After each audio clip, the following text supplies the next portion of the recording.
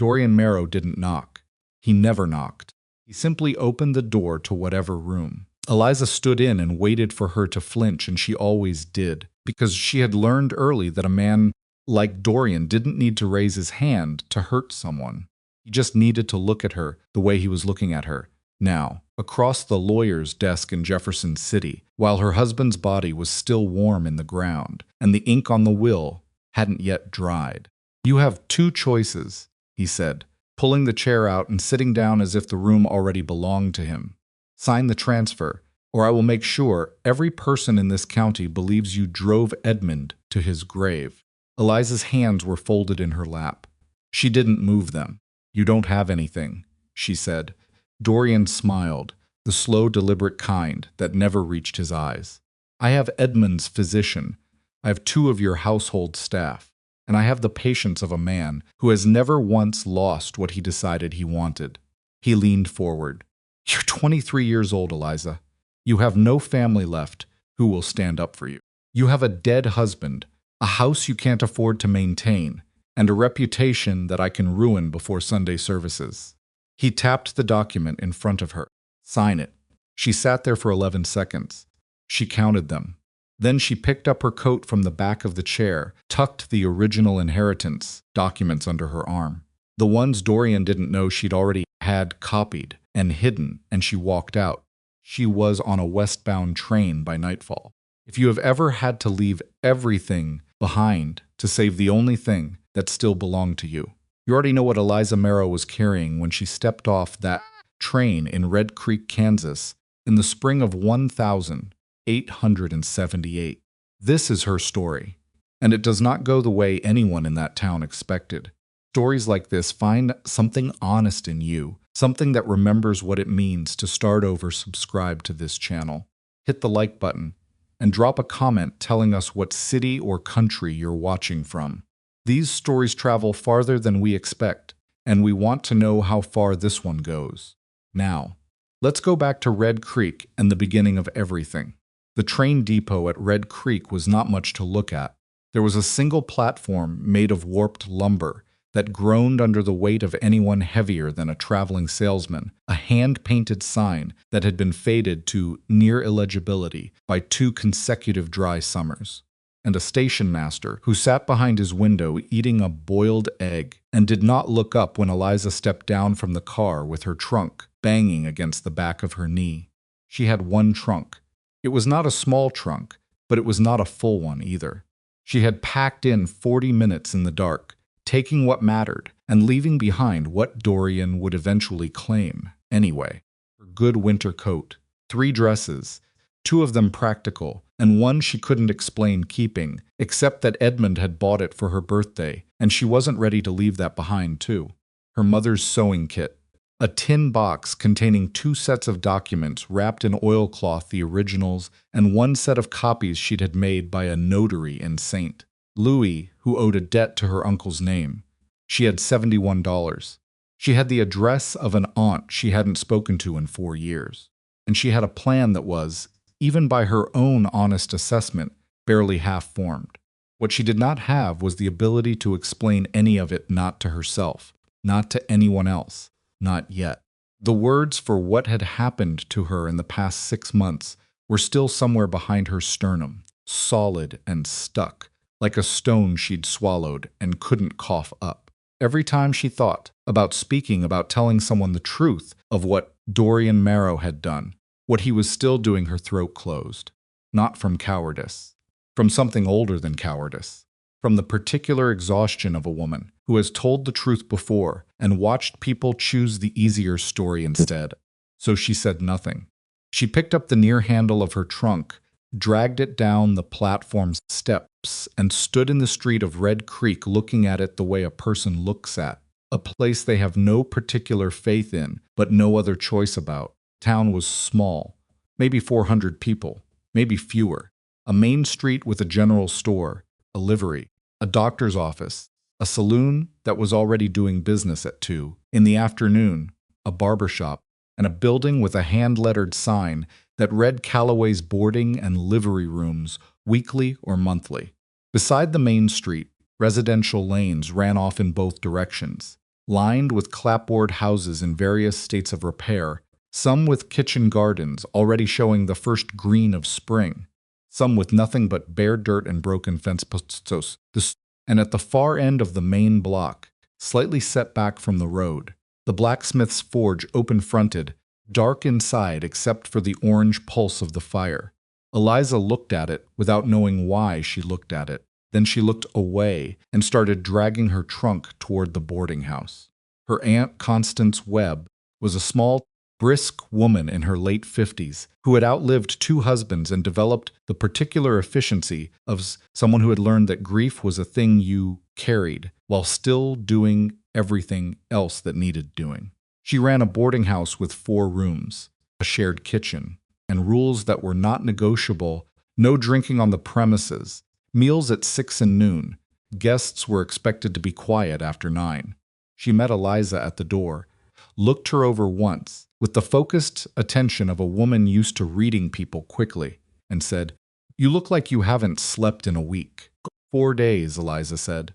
Constance stepped back from the door. "Come in, then. I'll heat something." That was the extent of the welcome, and it was enough. More than enough, actually. Eliza had not been expecting warmth. She had been expecting toleration, and toleration was what she got, delivered with competence and without a single unnecessary question. Constance showed her to a room on the 2nd floor, narrow, clean, with a window that looked out over the back lot, and left a plate of cold biscuits and salt pork outside the door that night, because she understood, without being told, that her niece was not ready to sit at a table with other people yet. Eliza sat on the edge of the bed for a long time. She did not cry. She had done most of her crying on the train, alone in the car at 3 in the morning with the planes going dark outside the window, and she had come to the quiet conclusion that crying was not going to solve any of the specific problems she was facing. Problems were legal. They were documented. They required a circuit judge, a lawyer, and enough time for Dorian Marrow to make a mistake, because men like Dorian always made mistakes. They just made them slowly, and in ways that took years to become visible. She needed time. She needed to be somewhere he couldn't reach her. She needed to not fall apart.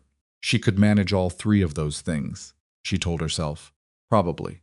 The next morning she went out early, before the town woke up enough to start asking questions she wasn't ready to answer. The spring air was cold and smelled like mud and horses and somewhere distant mesquite smoke. She walked without a particular destination, just to move, just to understand of the shape of the place she'd landed in.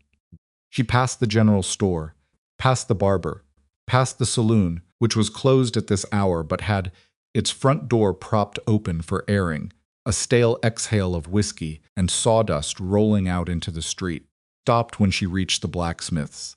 It was already in operation. She could hear it before she saw it clearly, the rhythmic clank of hammer on iron, steady and unhurried, the kind of sound that has a patience built into it that most sounds don't. The forge inside was burning bright orange. The man working it had his back to the street, broad-shouldered, wearing a leather apron black with years of use, one sleeve rolled up to the elbow on his left arm, and the other pulled down over what she would later learn was a long burn scar that ran from his wrist to his shoulder from an accident 7 years before. He was making something. She couldn't tell what. He didn't look up.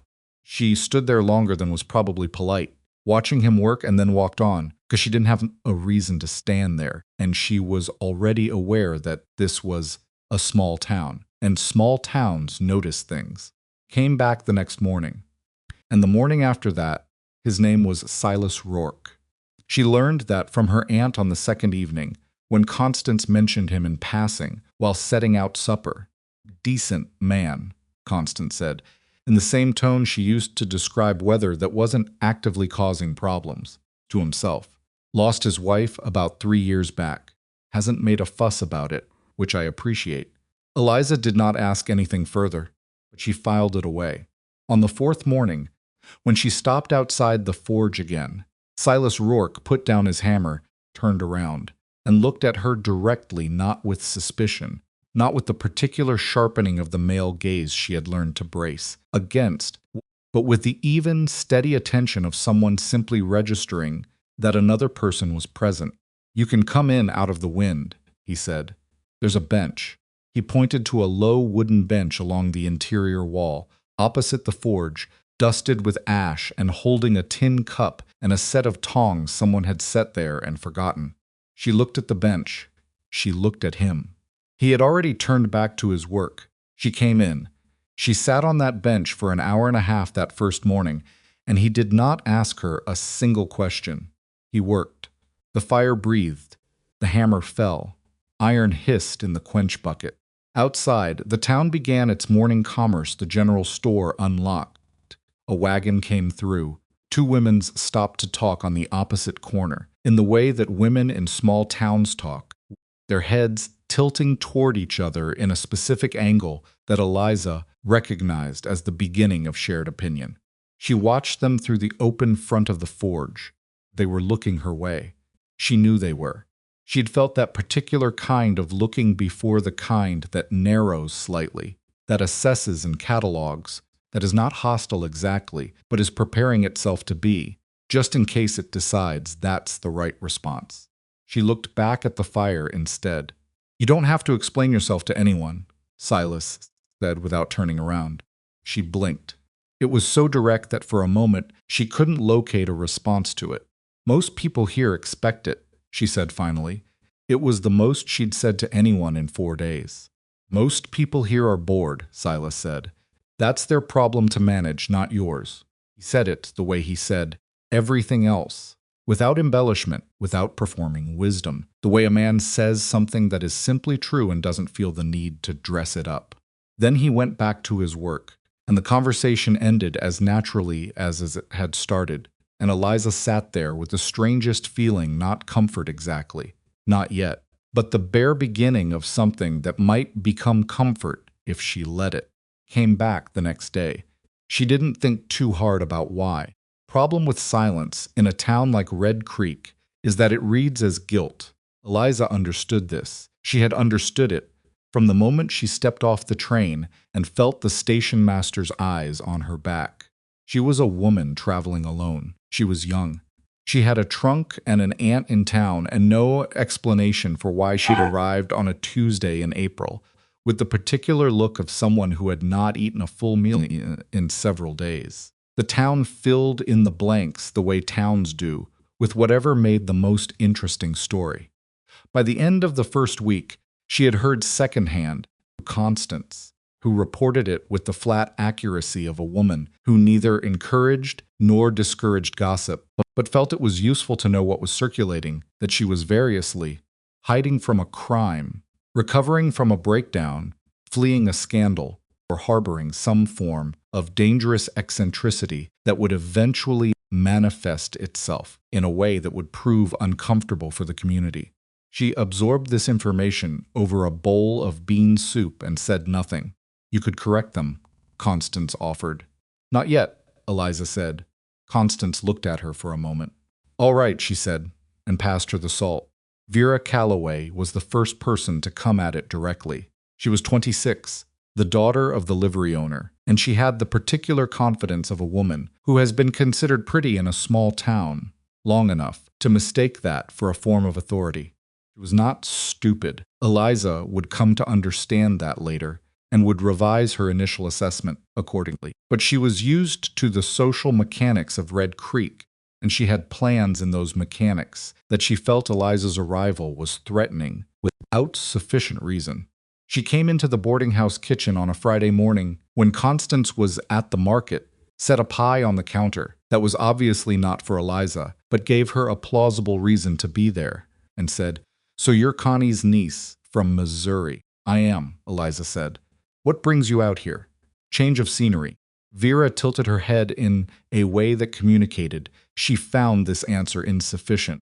"You were married?" Eliza looked at her. "I was, and now you're not. My husband died." "I'm sorry to hear that." She didn't sound sorry.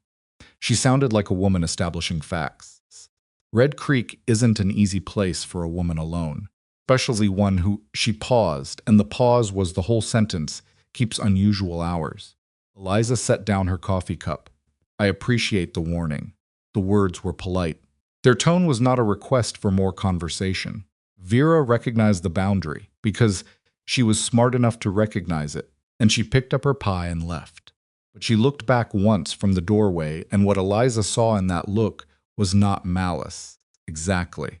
It was something more ordinary than malice. It was a woman deciding that she had a reason to be watching. Silas didn't ask about Vera when Eliza mentioned the encounter that afternoon at the forge. He was bent over a wheel rim, fitting a new iron band, and he listened without stopping his work. "What did you say?" he asked. "Nothing useful," Eliza said. He straightened, pressed the band with his thumb, tested the seating. "That's usually the right amount. She thinks I'm a problem. Vera thinks most things she can't categorize are problems." He picked up his hammer, positioned it. "She'll get used to you." "Will she?" He glanced over. There was something in his eyes that wasn't pity. She would have closed down completely if it had been pity, but was more like the specific recognition of a person who has also been looked at sideways by this town and survived it. "She did with me," he said. "Took about a year." He almost smiled. "You'll probably be faster." Eliza looked at the fire. The fire looked back. "Why do you keep letting me sit here?" she asked. Thought about that for a moment. Not the kind of theatrical pause that is performing thought, but the actual pause of a man who is deciding whether to answer honestly or conveniently, and has settled on honestly. "Because you're not hurting anything," he said. "And everybody needs somewhere to be that doesn't cost them something." She would later think about that sentence more times than she could count. Everybody needs somewhere to be that doesn't cost them something. He said it the way he said most things, without realizing he was giving her anything, which was exactly what made it possible for her to receive it. If he had meant it as comfort, she would have flinched. She had learned to flinch at comfort, because comfort, in her experience, usually preceded a request. A hand extended to help you up that tightened before you got there. Kind voice that turned, in the next breath, into an argument about what you owed. Silas Rourke's kindness had no argument in it. This confused her more than anything else about him. She sat there until the light changed, and the afternoon came in sideways through the open front of the forge, and she thought about the documents in the tin box under her bed, and Dorian's face across the lawyer's desk in Jefferson City, and the 11 seconds she'd counted before she stood up and walked out, and she thought about the fact that she had made it this far, and was still standing and was not, whatever the town believed about her, broken. She was not broken. She was just very, very tired. And for right now, in this loud, silent forge, with the fire and the hammer, and a man who didn't need anything from her, tired was something she could manage. By the end of the second week, she had settled into something like a routine. Morning she walked. She learned the streets of Red Creek with the quiet thoroughness of someone who was preparing, not sightseeing, noting which houses had dogs, which shops left their back doors unlocked, where the sheriff's office was, and what hours it appeared to be staffed, where the telegraph office sat, and how visible its door was from the main road. She was not paranoid. She was careful. There was a difference, and she knew the difference exactly, because one of them had kept her alive this far. Mid-morning, she came to the forge and sat on the bench. Afternoons, she helped Constance with mending or inventory, or the boarder's laundry, which was unglamorous work, but which kept her hands busy and her mind from going to the places it went when she had nothing to do. Evenings, she read. Or she sat with the tin box on the bed and went through the documents again, not because she had forgotten what was in them, but because she needed to keep herself familiar with the shape of her own case, needed to be able to produce the right paper at the right moment when that moment came. She was building something. She wasn't sure yet what the finished thing would look like, but she had the materials, and she had time, and she was still standing. That was what mattered. She almost told Silas about Edmund on a Thursday in the third week. They were sitting on an upturned crate across from her, his usual position, when there was a break in the work, and he allowed himself to stop for 10 minutes, and he had said something about the county sheriff, a man named Holt, who he appeared to regard with moderate respect and reasonable skepticism, which struck Eliza as a sensible balance. "Is he honest?" she asked. Silas thought about it. "Mostly. He's lazy, which sometimes looks like honesty, and sometimes looks like the opposite. What if someone brought him a legal matter? A complicated one. Property, inheritance." Silas turned his cup in his hands. He was looking at her with that particular attention that never felt like pressure, never felt like it was headed somewhere. "That'd probably need the circuit judge more than Holt," he said. "Judge Carmody comes through every 6 weeks. He's sharp. Doesn't care who the money belongs to in theory, only cares what the paperwork says." Eliza nodded. He waited. She opened her mouth, and then something inside her closed again. Not Dorian's voice, not fear exactly, but something more structural, a wall she'd built so thoroughly she couldn't see it from the inside anymore. And she said, "Good to know. Thank you." He nodded, picked up his cup, said nothing else.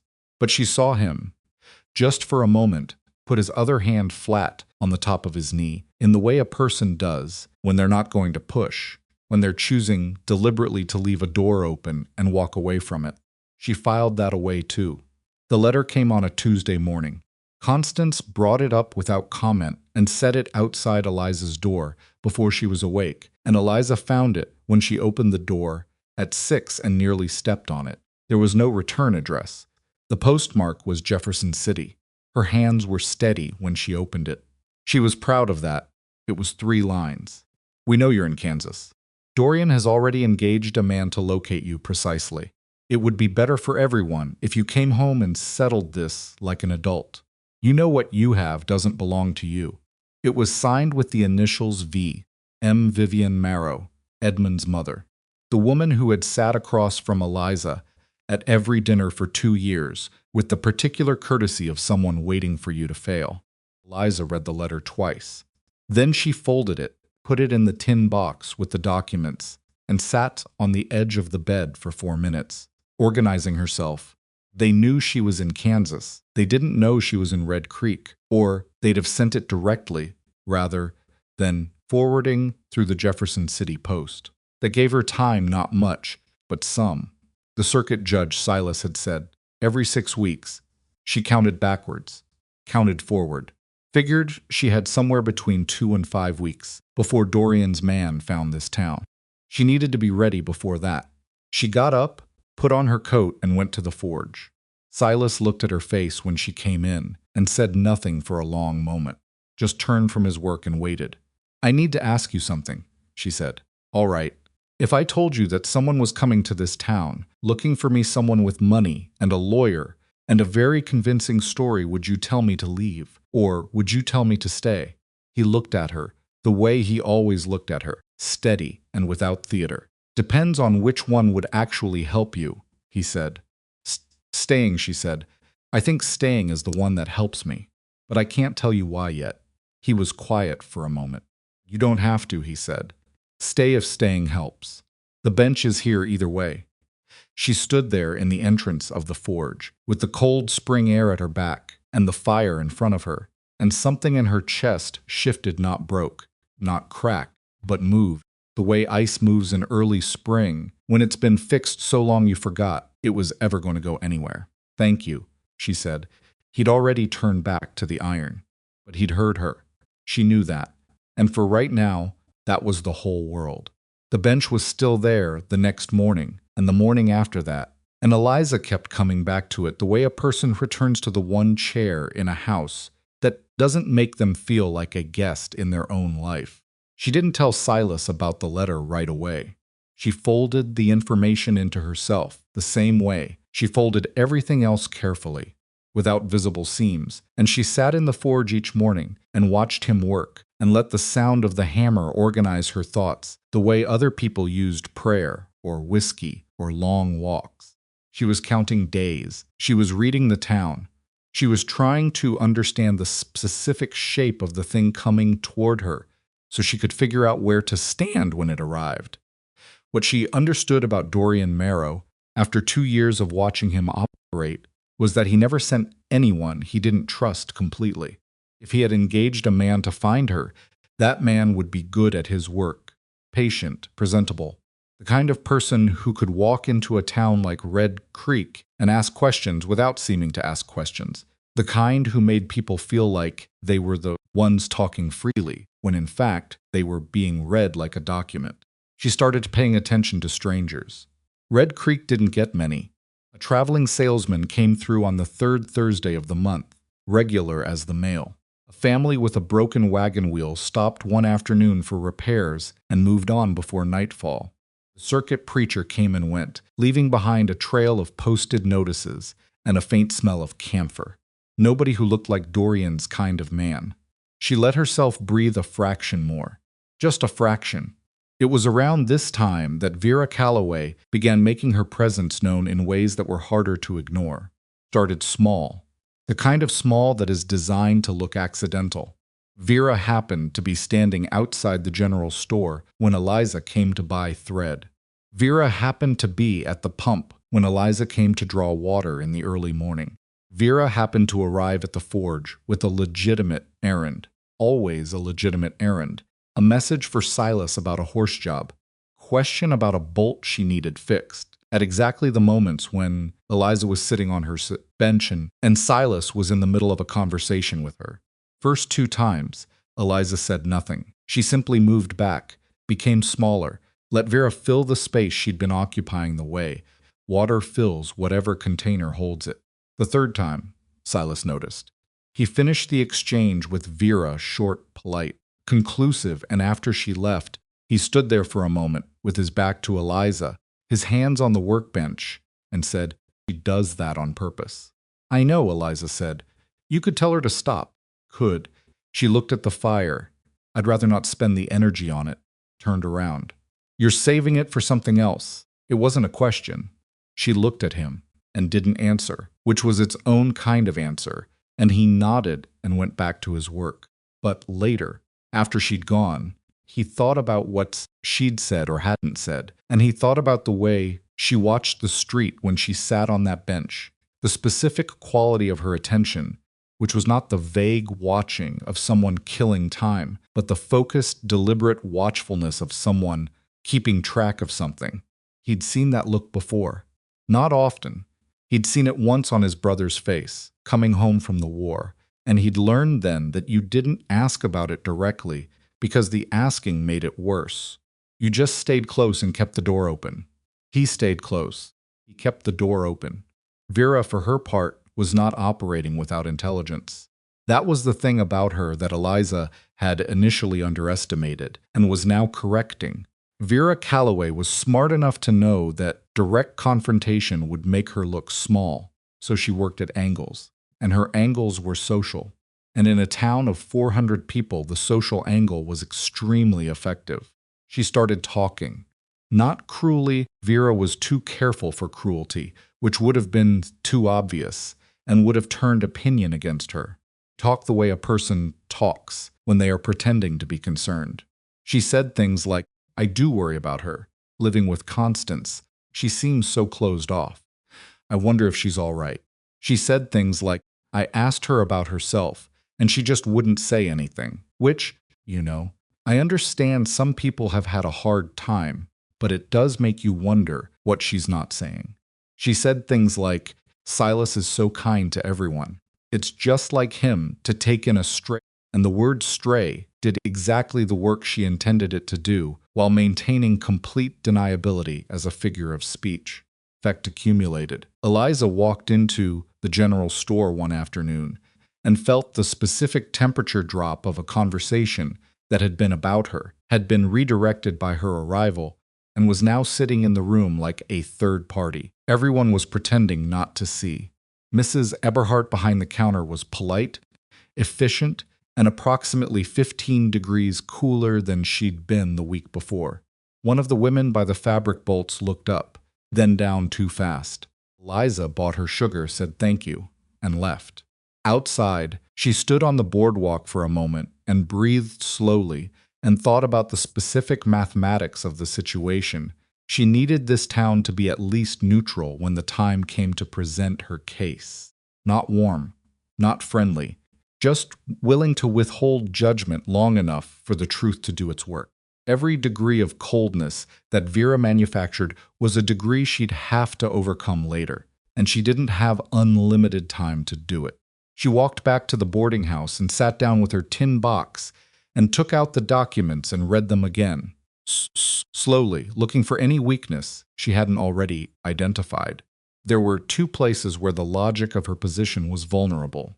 The first was the question of witnesses. She had none present in Red Creek who had seen the original will, only her own testimony and the documents themselves. The second was the notarized copy, which was solid but which depended on the notary and saint. Louis being willing to testify, and she had no guarantee that Dorian hadn't already reached him. She needed to write to that notary. She needed to do it carefully, through a channel Dorian wasn't monitoring. She needed Silas to help her, and she wasn't ready to tell him why. She tried twice to start the conversation and didn't get there either time. The first attempt died when a farmer came in with an emergency wheel job, and the forge became busy and loud, and the moment evaporated. The second time, she actually opened her mouth and said, "There's something I've been meaning to ask you." And Silas put down his tools and looked at her with his full attention, and the full weight of his attention was unexpectedly the thing that made her stop. It wasn't that she didn't trust him. She was increasingly aware that she did trust him, which was the actual problem. Trusting people was something she'd done carefully and rarely since the year before Edmund died, when she'd trusted his family's goodwill, and discovered that goodwill, like most things the Marrows offered, a contract attached to it. Silas was not a Marrow. She knew that. But the habit of caution was carved deep, and what she needed was more time to be certain, not certain about his character, which she was already almost sure of, but certain about her own judgment, which had failed her badly enough once that she'd stopped trusting it without verification. "Never mind," she said. "It can wait." He nodded, picked up his tools, and then said, without looking at her, "It's all right to need more time." She stared at the side of his face. "I didn't say anything about time," she said. "No," he agreed. She sat there for another hour and said nothing else, and when she left, she walked back to the boarding house with the particular feeling of someone who has been seen more clearly than they wanted to be and isn't entirely sure how to feel about it. Harlan Voss arrived on a Wednesday. He came on the afternoon stage, which was nothing remarkable. The afternoon stage brought people into Red Creek twice a week, mostly commercial travelers, occasionally a new settler, rarely anyone who stayed more than a night or two. He was not a big man. That was the first thing Eliza noticed when she saw him stepping off the stage from across the street, and she noticed it because she'd been unconsciously expecting someone physically imposing, someone whose menace was visible from its distance, the way threats usually announced themselves in the stories people told about threats. Harlan Voss was medium height, medium build, with a traveling coat that had been expensive once and was now just very well maintained. He had a hat he held in his hands instead of wearing, and he looked up and down the street with the calm, cataloging attention of someone arriving in a new place and running a quick inventory. Face was ordinary. That was the danger of it. He had the face of a man you'd pass on the street and not remember an hour later. He walked to the hotel, not the boarding house, Eliza noted, the hotel, which was deliberate, and told her something about his operational style, checked in and disappeared inside. Eliza stood where she was for 30 seconds after the hotel door closed behind him. Then she turned and walked back to the boarding house, went upstairs, locked the door, and sat on the bed with the tin box in her lap. She didn't know for certain that it was him. She didn't know for certain that this particular medium-height man in a well-maintained coat was the person Dorian had sent. It was possible, it was genuinely possible, that he was simply a commercial traveler, or a lawyer passing through, or a man on entirely unrelated business. She listed the possibilities in her head with the deliberate honesty she used when she was trying not to panic. Could be wrong. She had been wrong before. She would likely be wrong again. But something in her stomach had gone still and cold when she watched him look up and down the street. She had learned, over the past 2 years, to pay attention to that specific feeling. It was not the feeling of fear, exactly. It was the feeling of a situation clarifying. The feeling of something she had been expecting finally arriving at the door. She did not go to the forge that afternoon. She stayed in her room, and she wrote 2 letters, one to the notary in St. Louis, kept brief and indirect, referencing the documents by the date of their signing, without naming them, asking him to confirm his availability if she needed to call upon his professional record. The second letter she addressed to the county court in Wichita, requesting information about the schedule for circuit court proceedings in the Red Creek District. She sealed both letters and put them in her coat pocket to mail in the morning, from the post office early, before the town was fully awake. Then she sat by the window and watched the street until the light failed. He asked about her the next morning at the general store. She didn't see it happen.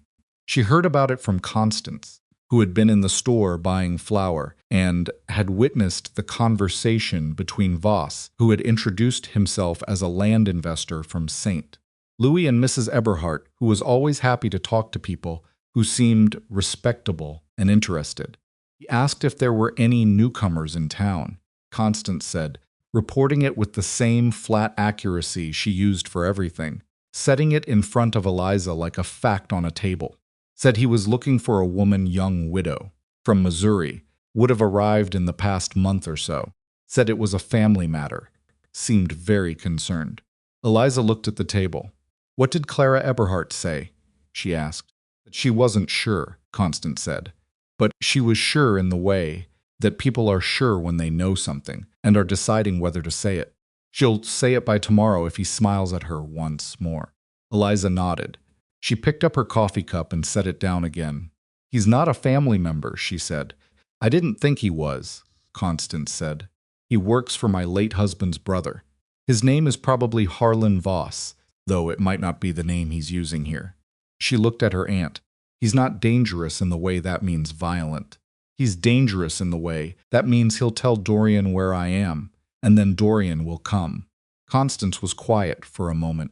She refilled her own coffee, settled into the chair across from Eliza, and said, How much time do you have? If Eberhardt talks tomorrow, he could wire Dorian by the end of the week. Dorian would be here in 10 days to 2 weeks, depending on where he is. And the circuit judge? Eliza looked at her. You know about that? I know you asked Silas about it, Constance said. Silas mentioned it in passing. He didn't say why you asked. He wouldn't. She folded her hands on the table. Judge Carmody was here 3 weeks ago. He'll be back in approximately 3 weeks. 3 weeks. Eliza did the arithmetic, and it came out wrong on both sides. I need to stop Voss from confirming I'm here, she said. Or I need to get a message to Carmody before his next scheduled visit. The first is difficult, Constance said. The second is possible. Carmody has a clerk in Wichita who manages his calendar. The right kind of legal correspondence from a legitimate party with a documented case might get you a faster hearing. Eliza stared at her. How do you know that? Constance picked up her coffee. My second husband was a lawyer, she said. I paid attention. She went to the forge that afternoon. She didn't stop anymore to decide whether to go. The forge had become the place her feet went when her head needed to work something out, which was an interesting development she was still examining from a distance with the cautiousness of someone inspecting a bridge to see how much weight it would hold. Silas looked up when she came in, registered her face, and immediately set down what he was working on. He didn't say anything. He just turned to face her and waited, because he was Silas, and that was what Silas did. The man who arrived yesterday on the stage, she said. Medium height, brown coat, been at the hotel. I've seen him, Silas said. He came by this morning. Said he was looking for a good horse for hire. Did he say anything else? Silas looked at her steadily. He asked if there were many newcomers in town. Said his cousin had written about possibly moving out here, and he was trying to track down the letter she'd sent. He paused. I told him we had a few new people through.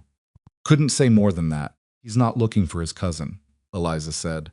I know that, Silas said. How? Because he asked the question before he asked about the horse. He picked up a rag, wiped his hands without looking at them. People who are actually looking for someone ask that first and then make conversation.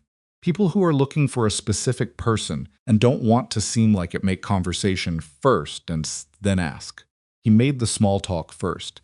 He set the rag down. He's looking for you. She let out a breath she hadn't been aware she was holding. Yes, she said. Silas nodded. He crossed his arms, leaned back against the workbench. You want to tell me what's in the tin box? He asked. She looked at him.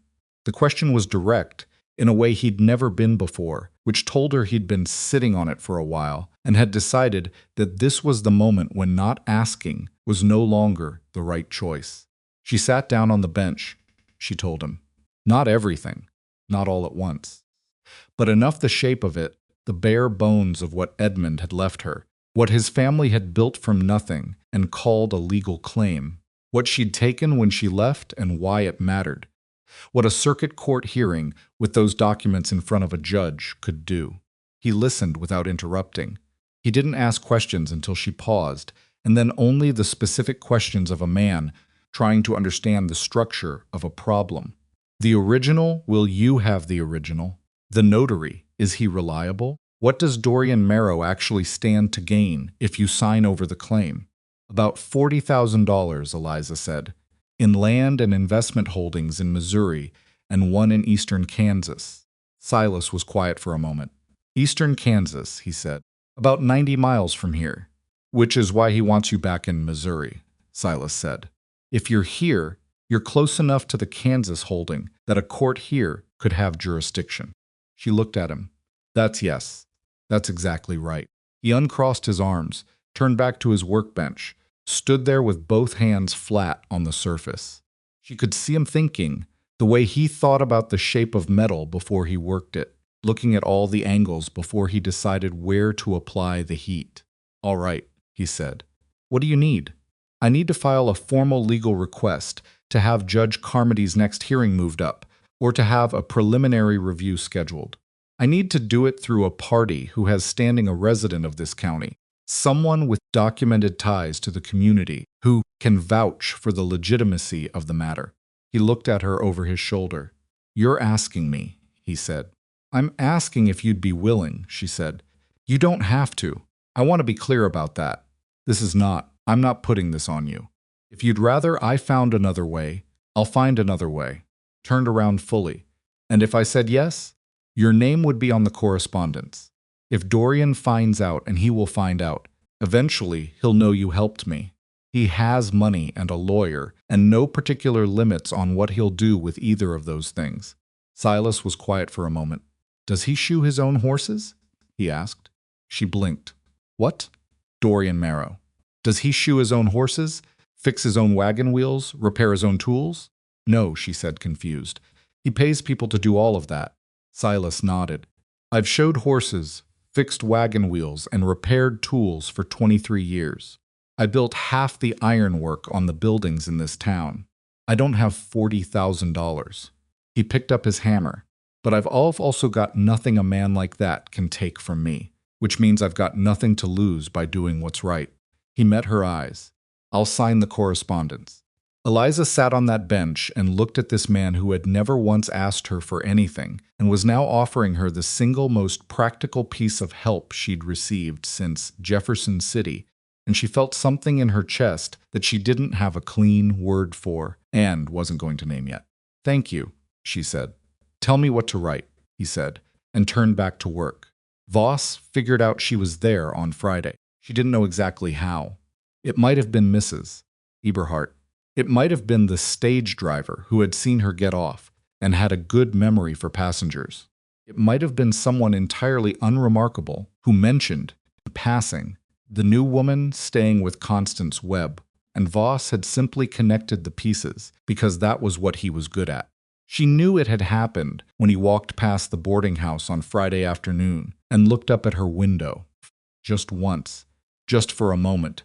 It was a perfectly ordinary glance, the kind of glance a person walking down a street casts at a building without any visible reason. But it lasted a half-second too long and came from the direction of someone who had already known where to look.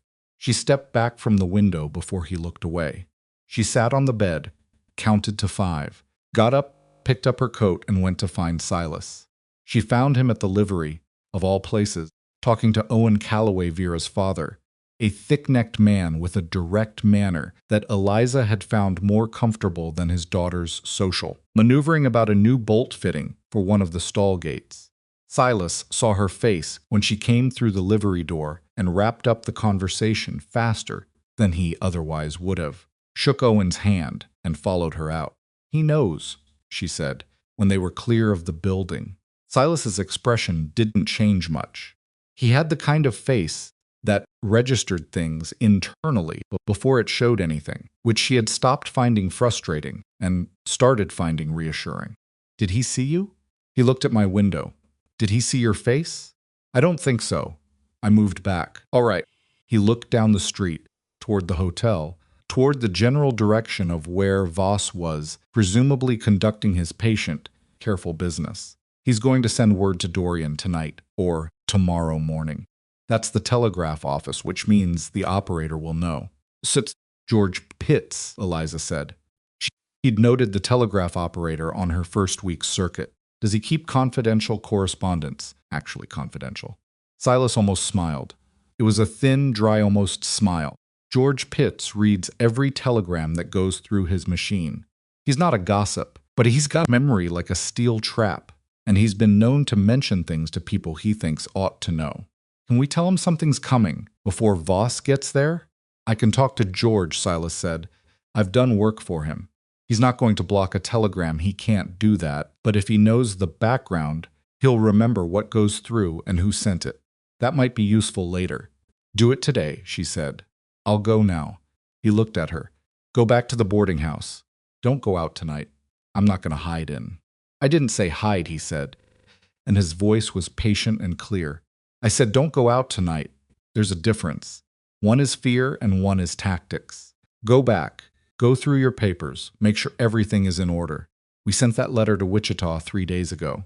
We may hear something by Monday." She looked at him for a moment. "You're better at this than I expected," she said. "I've had situations," he said, which was the entire explanation she was going to get, and he turned and walked toward the telegraph office. Fonts from Wichita came on Tuesday. Came addressed to Silas Rourke, as they'd arranged, and Silas brought it to the boarding house in the early morning before the forge opened, and he and Eliza and Constance sat around the kitchen table while Eliza read it, and the coffee went cold.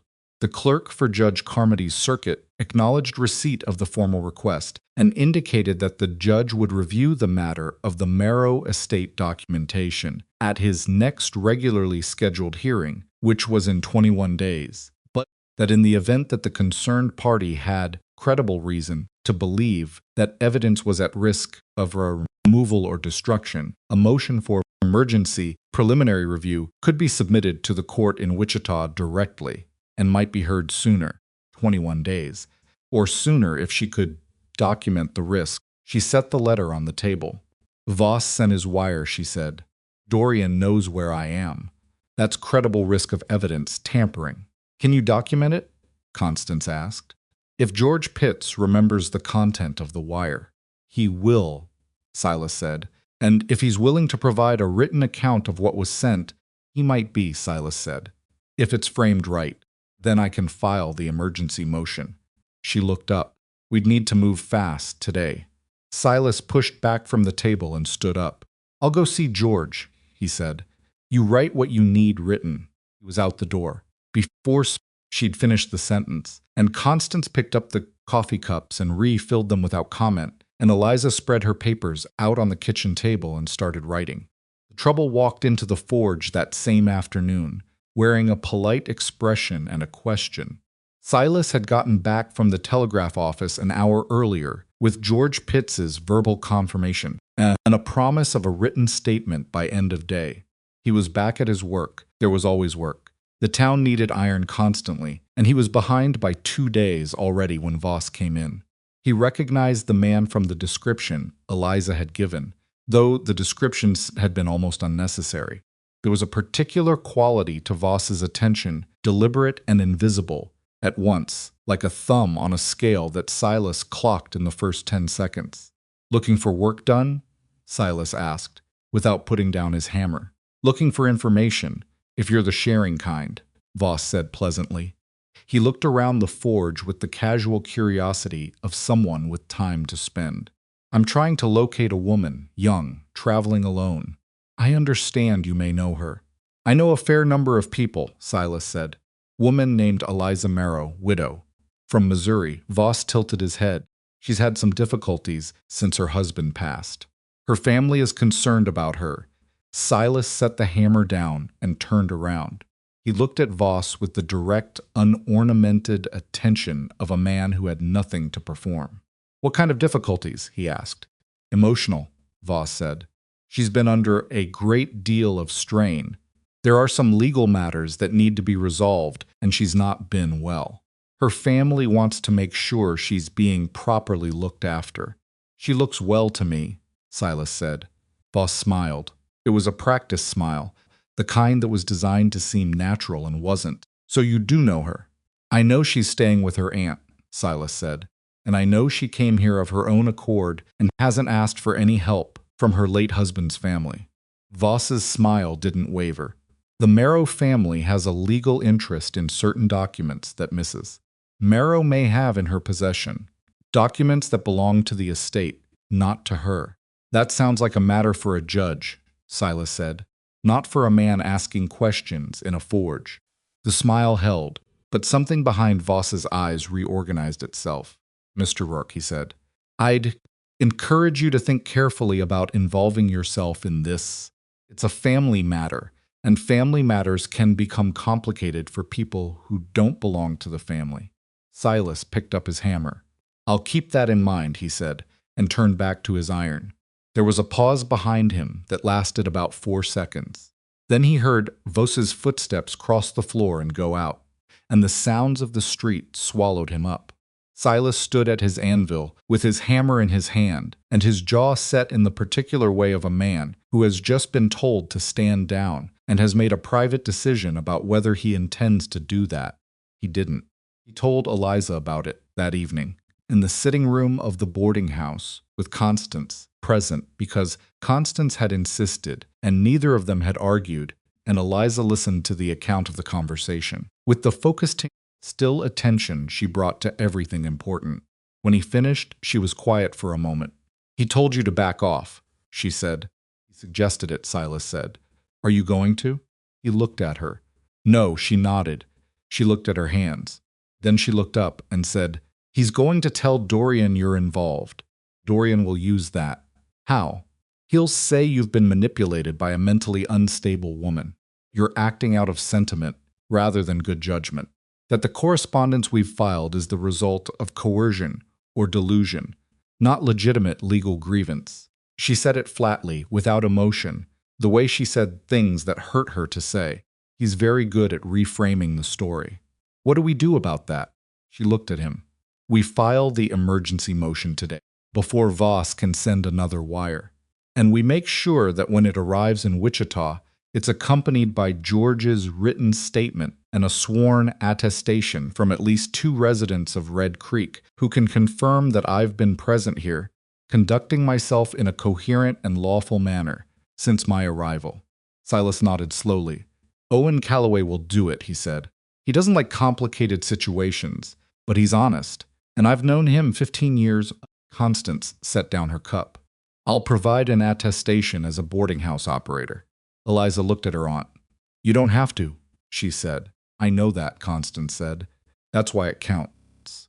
They worked until 10 that night, by lamplight, drafting and redrafting the motion and the supporting documentation.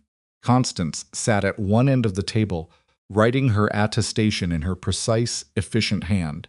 Silas sat at the other end, reviewing the motion language, asking questions when something wasn't clear, not because he doubted Eliza, but because he understood that a document that could be questioned in court needed to be examined now, in this kitchen, before it left the house. Eliza sat in the middle and wrote and corrected and wrote again. Some point around 9 o'clock, she made a mistake in the legal language, used the wrong form of a property description that would have flagged the document as procedurally deficient. And she caught it herself, crossed it out, fixed it, and kept writing. But her hand shook slightly when she crossed it out, just slightly, and Silas saw it, and without saying anything, he got up and brought her a glass of water from the kitchen. She drank it. He sat back down. "Thank you," she said. He nodded.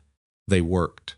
Owen Calloway signed his attestation the next morning with the resigned good nature of a man doing the right thing while being aware it was going to create complications with his daughter, who was already unhappy about the amount of time Silas spent in Eliza's company.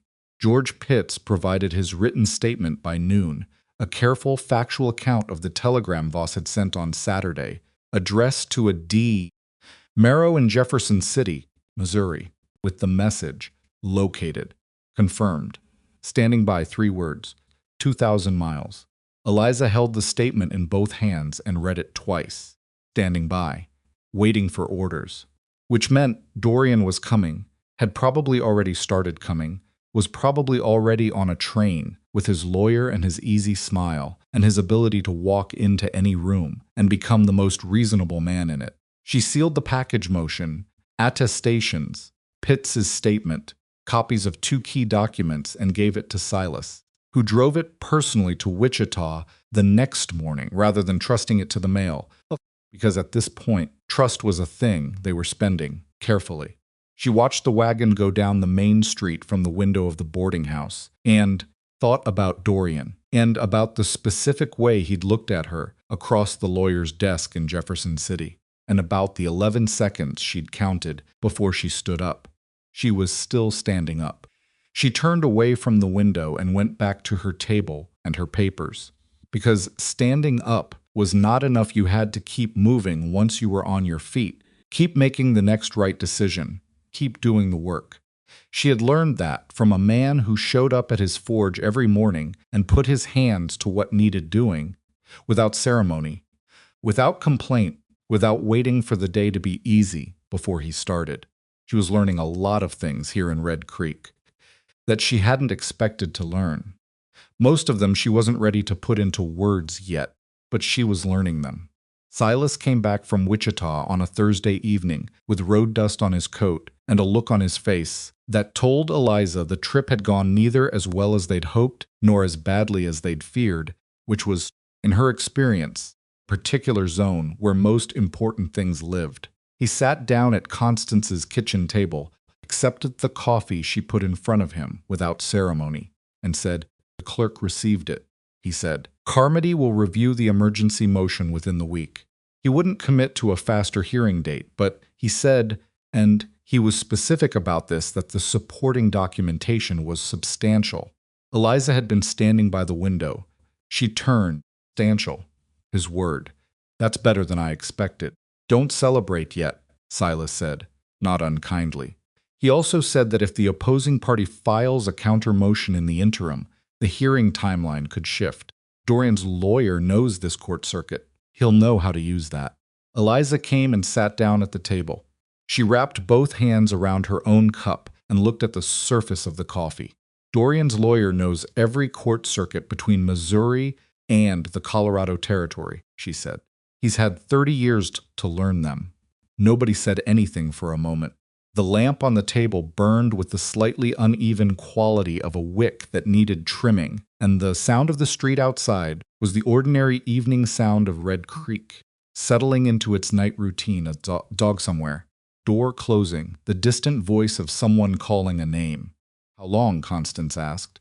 "Until Dorian arrives." Eliza looked up. 5 days. A week at most. He was already moving before Voss sent the confirmation wire. "I know how he plans. He doesn't wait for information to be complete. Starts moving and adjusts on the way." Silas set down his cup. "Then we have 5 days to make sure this town knows enough of the truth that his version of it doesn't land clean." Eliza looked at him. "That's a risk. If I tell people, if I explain what the documents are, what the claim is, Dorian can say I've been poisoning the jury pool. He's done it before. He accused the physician in Jefferson City of bias after I spoke to him, and the physician backed down. This isn't Jefferson City. Silas said. No, she said, it's not. She looked at the table. She was thinking about Vera Calloway's careful social erosion, about Mrs. Eberhardt's cooling temperature, about the two women at the fabric bolts who had looked away too fast. She was thinking about what a town of 400 people looked like through Dorian Marrow's eyes, small, manageable, kind of place where the right entrance at the right moment could flip the whole room before anyone understood what had happened. Can't tell them everything, she said finally, but I can stop hiding the outline. She paused. That's not the same thing. Silas looked at her. No, he said, it's not. She started with Owen Calloway because Owen Calloway was practical and had already signed his name to her attestation and deserved to understand what he'd signed it to. She went to the livery the next morning and found him in the back, checking the shoes on a roan mare, and she stood at the stall gate and said simply, Mr.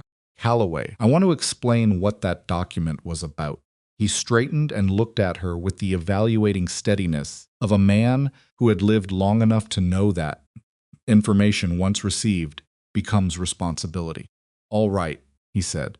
She told him the shape of it, the will, the inheritance, the forged transfer agreement that Dorian had constructed in the weeks after Edmund's death, the documents she carried, and what a circuit court hearing could do with them.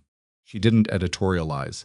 She presented it the way she would have presented it to a judge, with the specific, dry precision of someone who understands that emotion is not the same as evidence. Owen Calloway listened without interrupting. When she finished, he was quiet for a moment, his hand still resting on the mare's flank. How much is the Kansas holding worth? He asked. Approximately 12,000, she said, in land. There's also water access on the eastern edge of the property, which in this county adds another 8 to 10. He let out a slow breath through his nose. That's a lot of money for a man to be chasing a woman across state lines over. It is, she said. He looked at her. You got the papers that prove it? He nodded. All right, he said, and went back to checking the horse's shoe, which was Owen Calloway's way of indicating that the conversation was complete and his position was set, and Eliza walked out of the livery with something that felt less like progress than like the slow, effortful turning of a large and stubborn wheel. The days before Dorian's arrival had a particular quality that Eliza would remember later, as the feeling of a held breath extended past its natural limit. Taut, slightly dizzy, with the sharp awareness that eventually the air had to move. She slept badly. She woke each morning at 5 and lay in the dark, going through the documents in her head, reciting the dates and figures and legal language the way other people recited things they needed to hold on to. 8, because not eating was stupid, and she'd been stupid about it once before, during the worst weeks in Jefferson City, and it had made everything harder and slower. She kept going to the forge, though some mornings she arrived already so tightly wound that she could feel Silas almost the moment she walked in, the slight adjustment in how he moved around the space, giving her more room, working quieter. On the third day after Silas returned from Wichita, Vera Calloway came to the boarding house. This time there was no pie, no pretense of an errand. She came to the front door, knocked, and when Constance answered, she said she'd like to speak with Eliza, and her voice had a quality it hadn't had before, not hostile, stripped of its usual social engineering, which in its own way was more alarming. Constance looked at Eliza across the entryway. Eliza nodded. They sat in the small front sitting room, the one Constance kept for boarders' guests, with its 2 chairs and the oval rug that had faded to the color of old grass. Vera sat with her hands in her lap and looked at Eliza with the directness of someone who has decided that the effort of being indirect is costing more than it's worth. My father told me, she said. What did he tell you? Eliza asked. Enough. Vera's jaw moved slightly, the inheritance. The man at the hotel. What you've filed in Wichita. She paused. He told me Silas drove the papers himself. He did. Vera was quiet for a moment. She looked at her hands, then back up. I've not been kind to you, she said. It wasn't exactly an apology. It was an acknowledgement, which was something different and in some ways more honest. I want you to know that I understand. I didn't know what the situation was. That's not an excuse. I still did it. Eliza looked at her. She thought about saying something that was generous and forward-looking and showed her capacity for grace. Then she thought about the fabric bolts and Mrs. Eberhardt's cooling temperature and the word stray. I know you didn't know, she said, and I know you had reasons. They weren't reasons about me. Not really. Vera looked at her, and the look was uncomfortable, which meant it was honest. No, she said, they weren't. A short silence. The man coming, Vera said. Dorian Marrow. What does he look like? Tall, well-dressed, brown hair, beginning to silver at the sides. He has a way of walking into a room that makes people think he was already there. Eliza paused. He's very likable. That's the thing to remember. He'll be the most reasonable, decidedly concerned, sympathetic man anyone in this town has ever met, right up until he decides he doesn't need to be anymore. Vera absorbed this. And what does he want from you?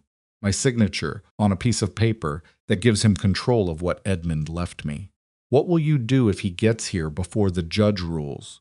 Hold, Eliza said. Keep the documents secure. Keep my witnesses available. Don't let him control the story. Vera looked at her for another moment, then stood up. My father's been here 22 years, she said. Town listens to him. She smoothed her skirt with the particular efficiency of someone wrapping something up. He'll be at the hearing. She left before Eliza could respond to that, which was, Eliza thought, probably intentional. Dorian Marrow arrived on a Friday morning.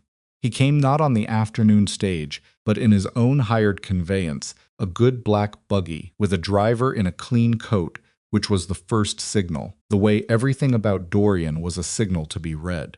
He didn't travel like a man visiting a frontier town. He traveled like a man, arriving in a place that already belonged to him, and the buggy said it before he opened his mouth. Eliza was at the forge when he arrived. She knew because she heard it. The quality of the main street outside changed in a specific way when something unusual came down it, a subtle shift in the ambient sound, the pausing of footsteps, the lifted voices. She had learned to read those sounds in the weeks she'd been here, the way you learn to read weather from the behavior of trees. She looked up from the bench. Silas was at the anvil, and he had also heard it, because his hammer slowed without stopping. He's here, she said. Silas set the hammer down slowly, turned around. He looked at her with the focused attention of a man taking inventory of another person's state. Are you ready? No, she said, which was the honest answer. But I'm ready enough. He nodded.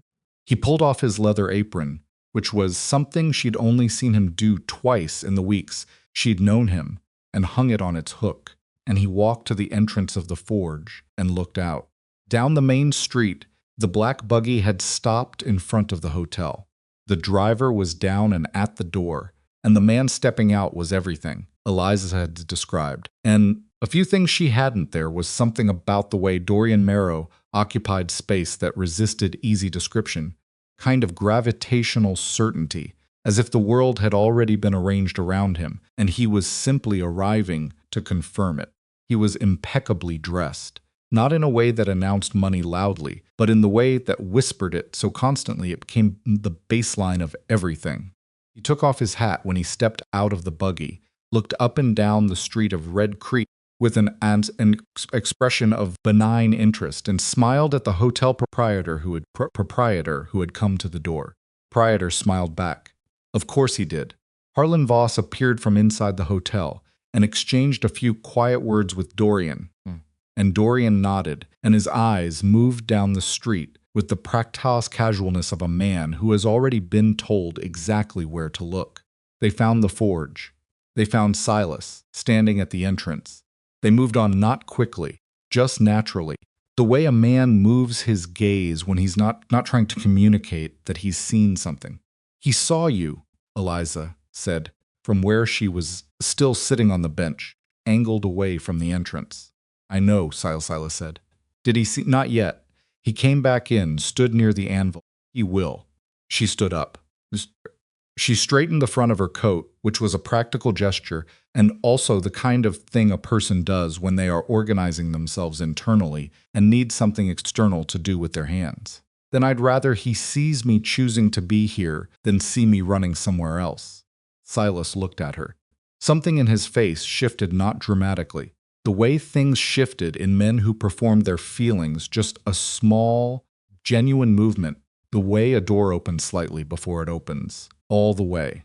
All right, he said, and stepped back to give her clear line to the entrance if she wanted it. She didn't move yet. They waited. He came the next morning. She had expected it to take longer, had expected the social performance of arriving in town, spending the first day establishing himself, working the room, before he approached the object of the exercise. But Dorian was moving faster than his usual pace, which told her the filing in Wichita had reached him, and he was on a compressed timeline.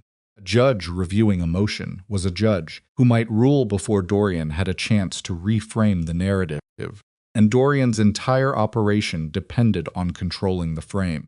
She was at the boarding house. Constance had gone to the market. The front parlor was empty when the knock came, a knock so perfectly calibrated in firmness and courtesy that it announced itself as the knock of someone who had thought about what kind of knock to use.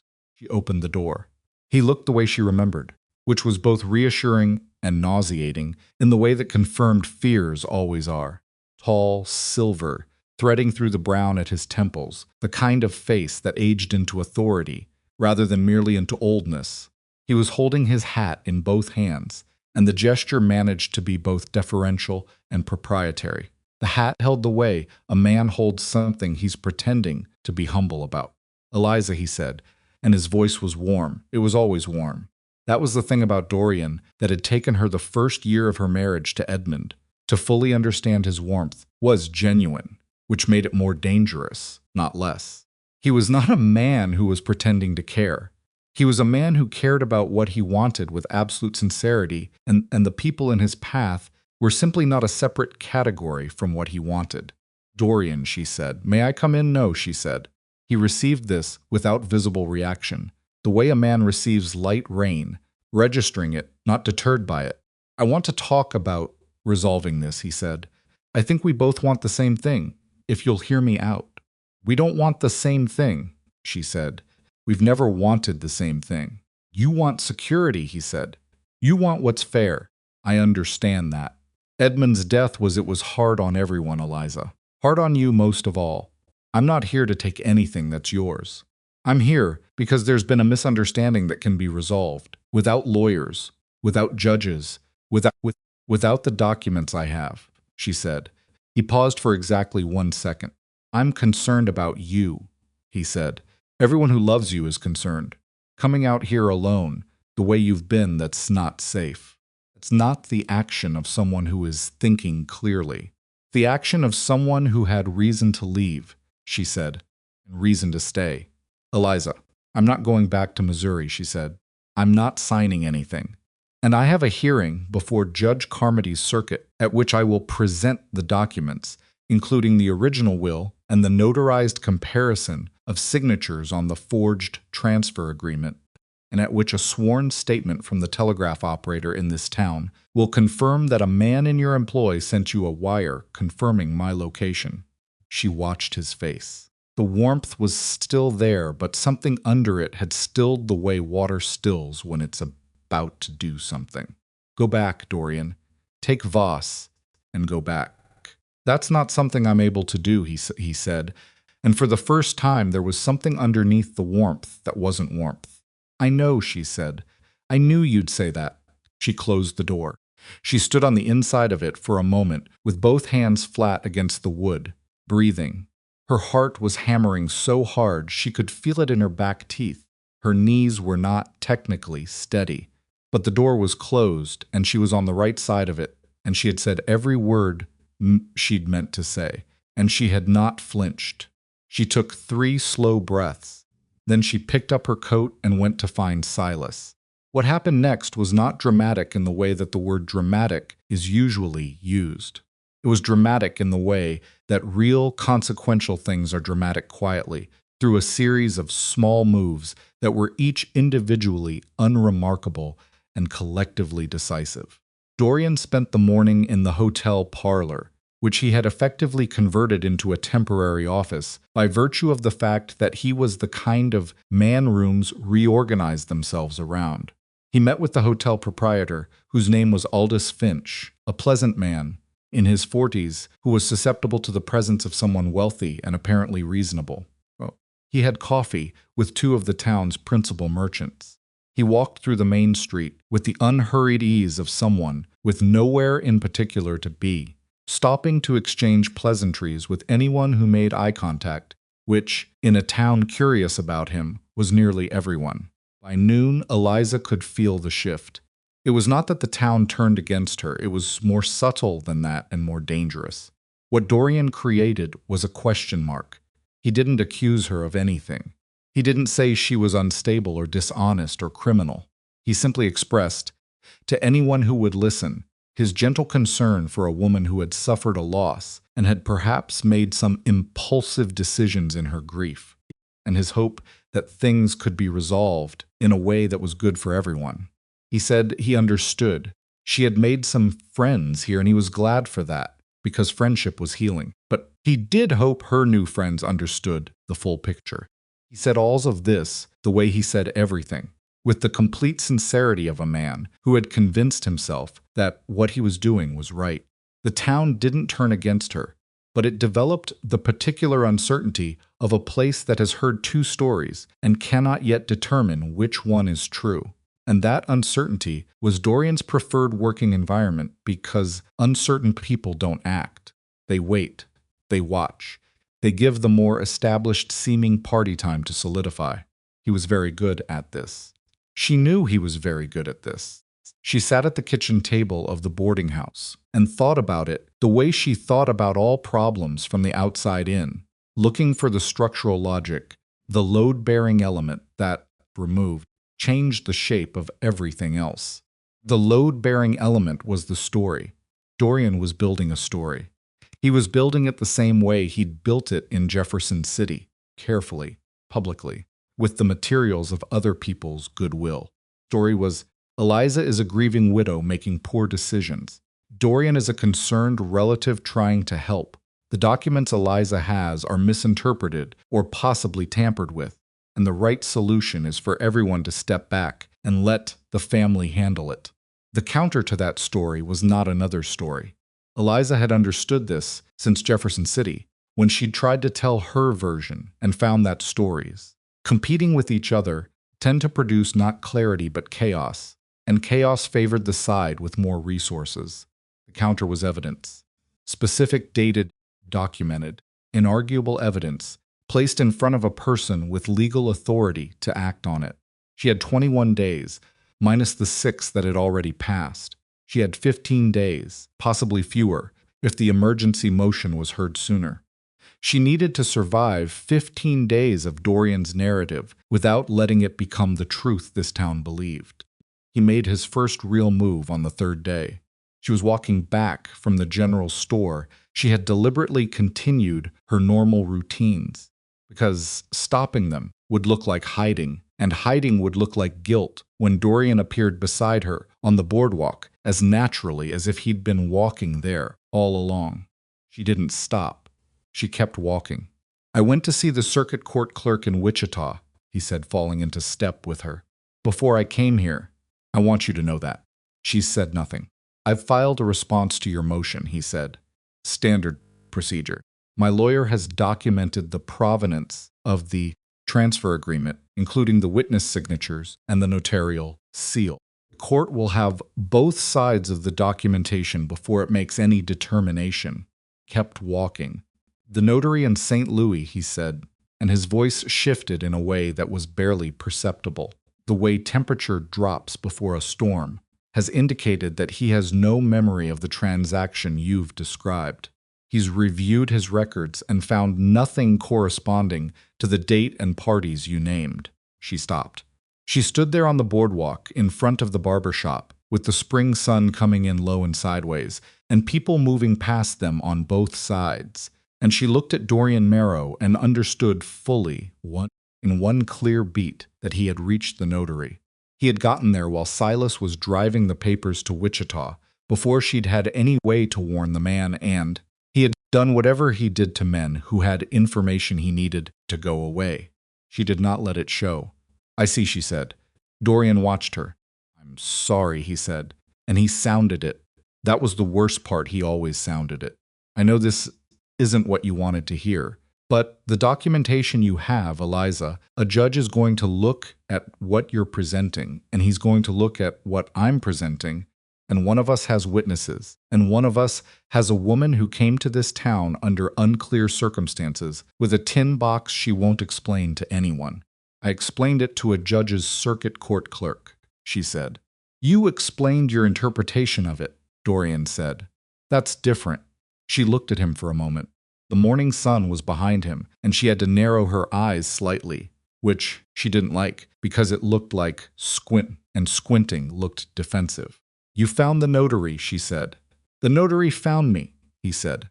He was troubled by the correspondence he'd received and wanted to clear up the matter professionally. She almost believed him. That was how good he was.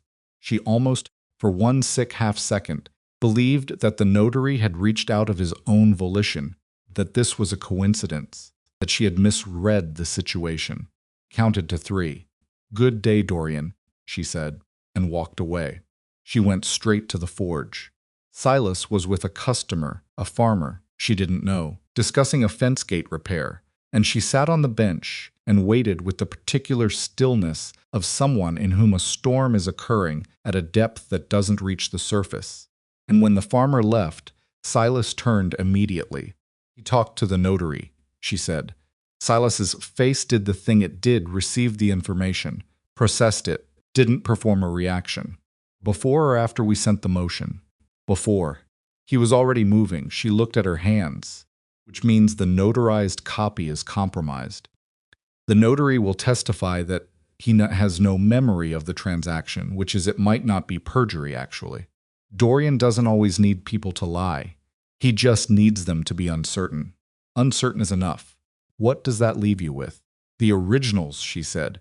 The original will, the original forged agreement, and the comparisons of Edmund's actual signature against the forged one. That comparison, if I can get a handwriting expert at, or if Carmody can appoint one that's still there. Dorian can't reach Edmund's signature. Edmund is dead. Silas thought about this. Can the court appoint a handwriting comparison? Yes. It's not common, but it's within Carmody's authority. I need to amend the motion to request it specifically. She stood up. I need a lawyer. There's no lawyer in Red Creek, Silas said. I know. Nearest one is in Hayes, which is 40 miles. She looked at him. I need to write a letter today. If I send it by the fastest rider, you know. Tom Ebert, Silas said, already moving toward his coat. He does courier work. He can be in Hayes by tomorrow morning. Can he be back by afternoon? If the lawyer writes back same day. He looked at her. Possible. It needs to be possible, she said. He was already at the door.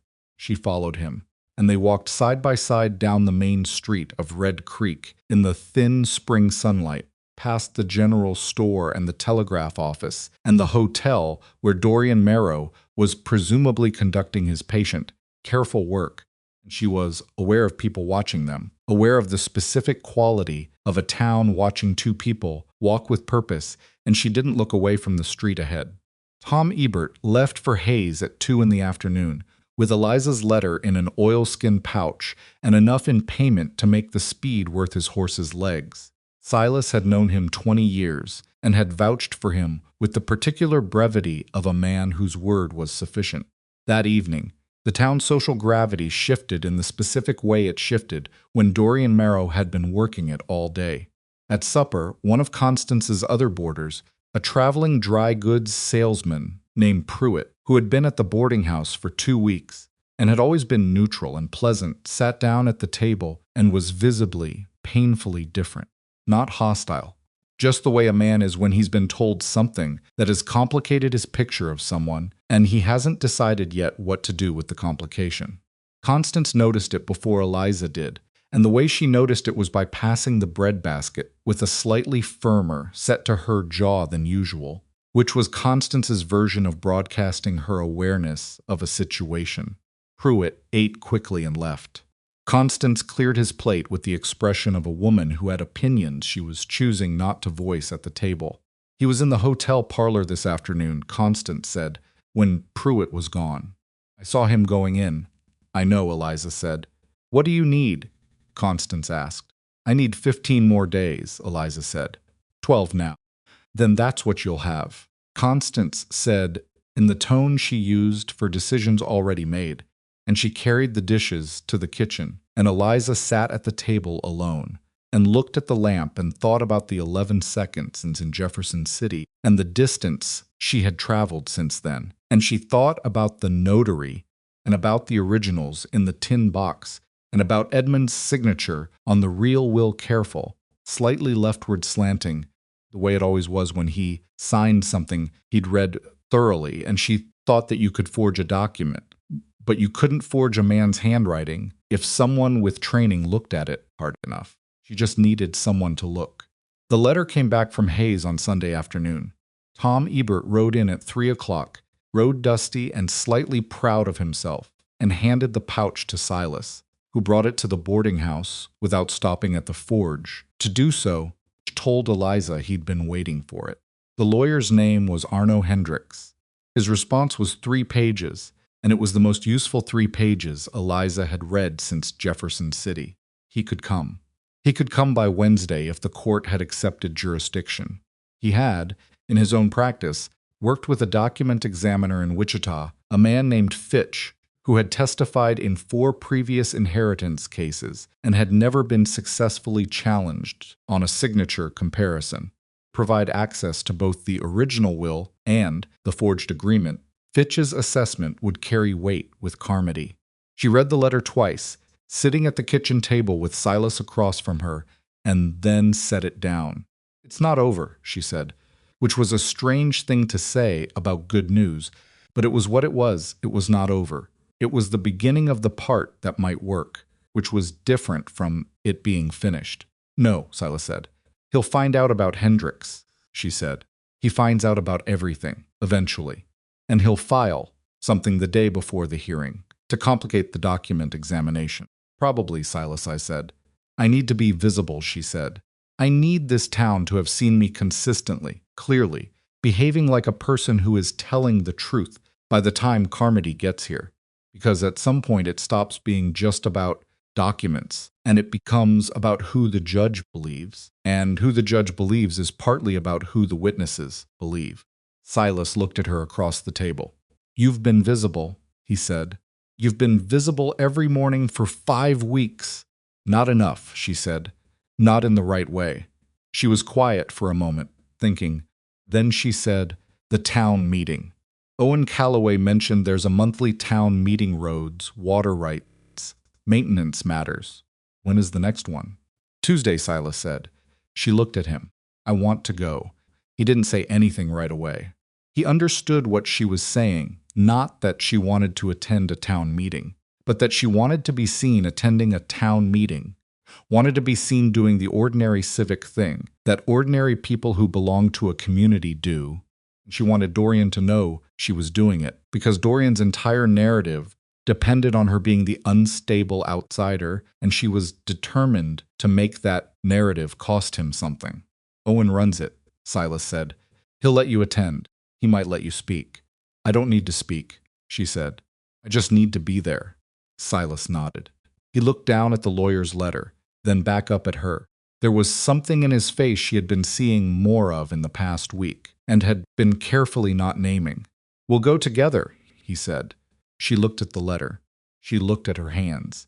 She thought about the tin box upstairs, and the documents inside it, and Edmund's leftward slanting signature on the original will, 12 more days. Together, she said, and meant more by it than the word technically required. Dorian was at the town meeting. Of course he was. He arrived a few minutes after it started, with Voss at his shoulder, and the hotel proprietor, Aldous Finch, beside him like an endorsement made flesh, and he sat in the 3rd row with the exact ease of a man who has attended 100 such meetings, and considers himself fully entitled to this one. He saw Eliza when he came in. She was in the 5th row, beside Silas, with Constance on her other side, and Owen Calloway at the front of the room, running the meeting with his characteristic no-nonsense efficiency. Dorian's eyes registered her presence and moved on smoothly, without acknowledgement, which was a form of acknowledgement.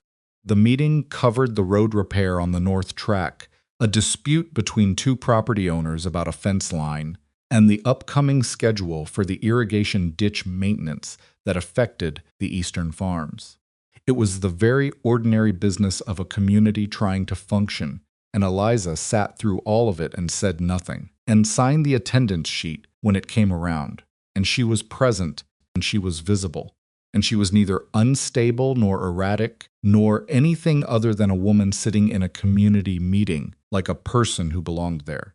The end of the meeting, as people were standing and collecting their coats, Dorian moved through the room in the way he moved through every room, with the quiet expertise of a man who has turned social navigation into something approaching craft, and he positioned himself near the door, which was not accidental, because the door was where everyone had to pass. He exchanged pleasantries with Aldous Finch. He shook Owen Calloway's hand with both of his two-handed shake, which Eliza had seen him use 100 times, which communicated warmth and respect, and a slight implication of hierarchy in Owen, to his credit, shook back with the simple single-handedness of a man declining the subtext. Then Dorian turned, and Eliza was 2 feet away from him, because the door was narrow and the room was crowded, and there was nowhere else to be. He looked at her. She looked at him.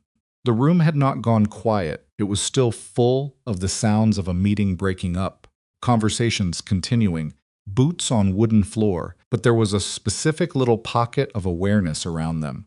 The way there is when two people in a room are in a state that everyone else can feel without being able to name. "Eliza," he said warmly, as if they were meeting at a family supper. "Good to see you taking part in the community." She looked at him for a moment. She thought about the 11 seconds. She thought about the notary and the forged agreement and Vivian Marrow's 3-line letter. She thought about a bench beside a forge where nobody asked her anything she wasn't ready to answer. "You are not welcome here," she said. Her voice shook. She heard it shake, and she did not look away, and she did not correct it, because the shaking was real, and real was what she had, and what she had was enough. The room around them had gone quieter without going quiet. Dorian's face did not change. It was the face of a man who has been managing his face for so long that the management has become the face. "Eliza, I understand you're upset." "I'm not upset," she said. "I'm clear. Those are different things." She stepped around him and walked out the door. Silas was 2 steps behind her. He didn't say anything. He didn't need to. He was just there, 2 steps behind, the way he'd been there from the bench, beside the forge, and the letter to Wichita, and the long nights with the lamp and the documents. And she walked out into the cool night air of Red Creek with her hands steady now, steadier than they'd been all evening, because she had said it, and she had not broken.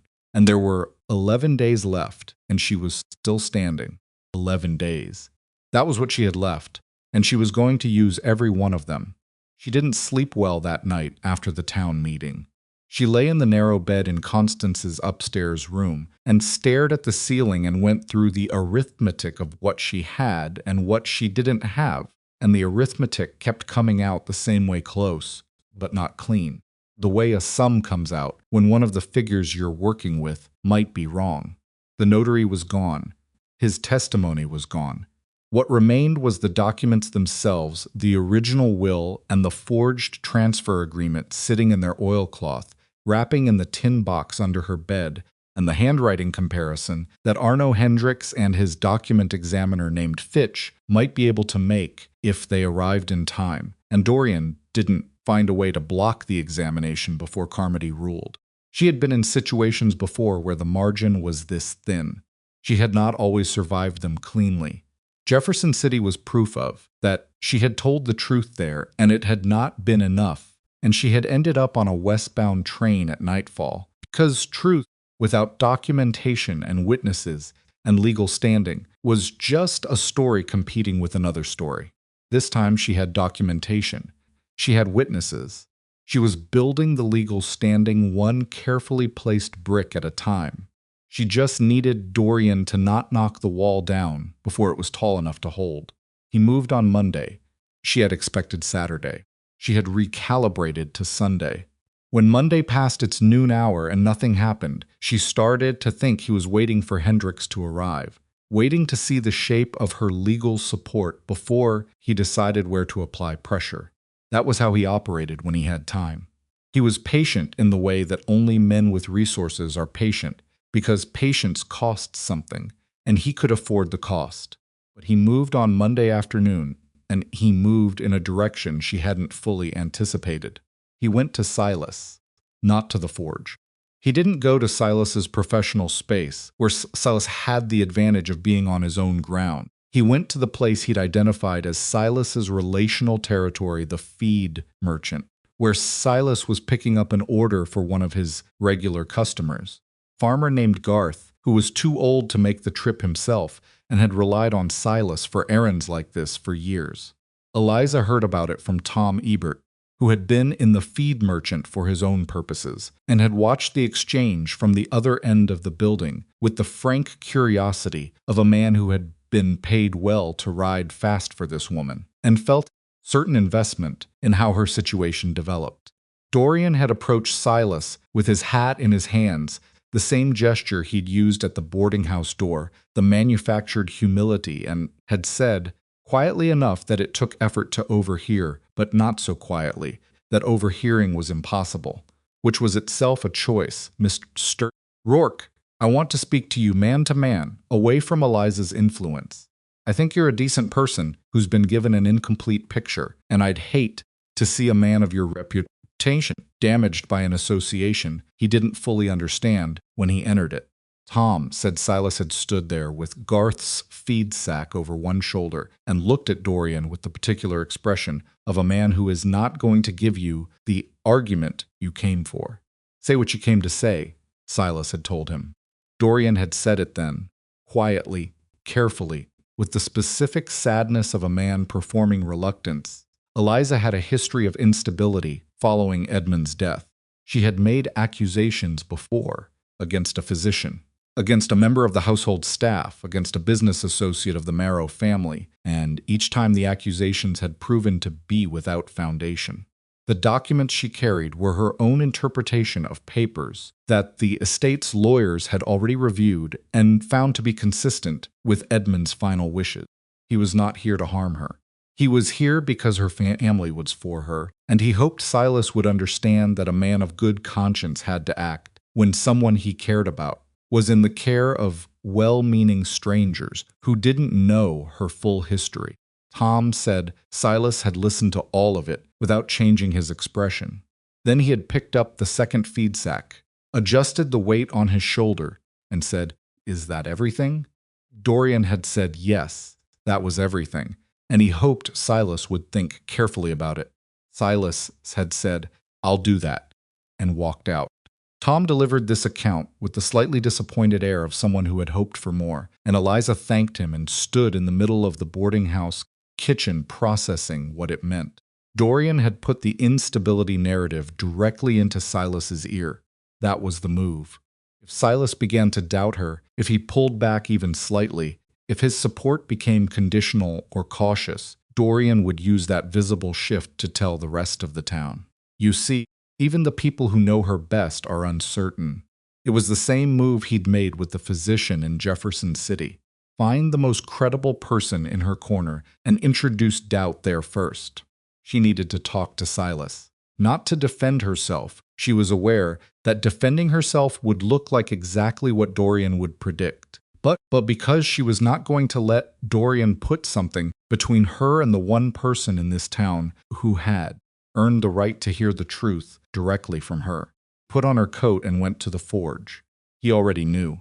She could see it in the way he was working when she arrived, not with the settled, rhythmic pace she'd come to know, but with the slightly harder focus of a man who is using physical labor to process something. The hammer was coming down with a bit more force than the work required. She recognized it because she'd done the equivalent herself. That way, You throw yourself into something with your hands when your head is too full. He sat on the bench. He finished the sequence he was in the middle of, set the iron aside, and turned.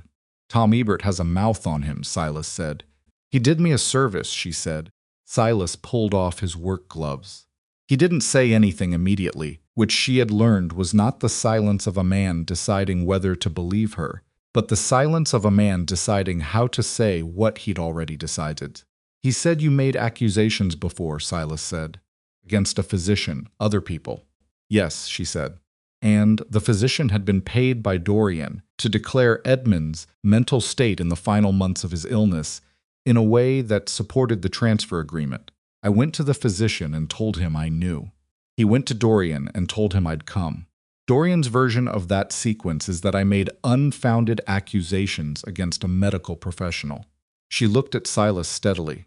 The other people, a member of the household staff who had witnessed the forged signing. A business associate who had documentation of the original estate agreement from 3 years before Edmund died. I spoke to both of them. Both of them withdrew within a week of my speaking to them. She paused. Dorian calls that a pattern of instability. I call it a pattern of intimidation. Silas looked at her for a long moment. How do I know which one is true? He asked. It was the most direct question he had ever asked her about any of it, and she sat with it for a moment because it deserved a real answer and not a fast one. You don't, she said. Not with certainty. Not yet. That's what the hearing is for. She looked at him. But you've watched me for 6 weeks. You've watched how I think and how I talk and what I do when I'm scared and what I do when I'm not. Can't give you certainty. I can give you what I've given you every morning I've sat on that bench, which is exactly what I am, not more, not less. She stopped. That's not enough, I understand. But I'm not going to perform innocence for you. I've been doing that for other people my whole life, and I'm too tired to do it anymore. He stood there with his gloves in his hands and looked at her, and the fire in the forge breathed steadily behind him, and outside the sounds of the street went on without caring what was happening in here. I know it's true, he said, finally. She let out a breath. I know it's true because a man who sends another man to talk to someone's friends before he talks to the person himself is a man operating from a playbook, Silas said. And a man operating from a playbook usually has something to hide. He set the gloves on the workbench. I asked George Pitts this morning to look at the wire again. The one Voss sent. There were 2 wires, Eliza. Voss sent one the night he confirmed you were here. He sent another 3 days later. The second one said, primary witness, neutralized. That's not language a worried family uses. She stared at him. The notary, she said. Probably, Silas said. Stood up. She was not shaking. She was something colder and more useful than shaking. The particular state she went into when she understood the shape of a problem clearly enough to act on it. George will put that in writing, she asked. He already has, Silas said. I picked it up this morning. He reached into his coat. He'd hung it on the hook by the door, and he crossed to it now and produced a folded paper. I was going to bring it to you tonight. I didn't want to wait. Took it. Read it. Read it again. Primary witness neutralized. 4 words. The kind of words that were not in themselves an admission of anything illegal.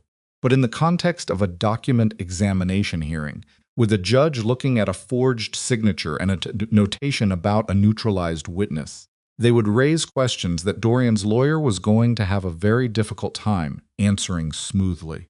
This is enough, she said. With Fitch's examination, this is enough. It's enough to win, Silas said. Is it enough to end it? Because ending it and winning are different. She looked at him.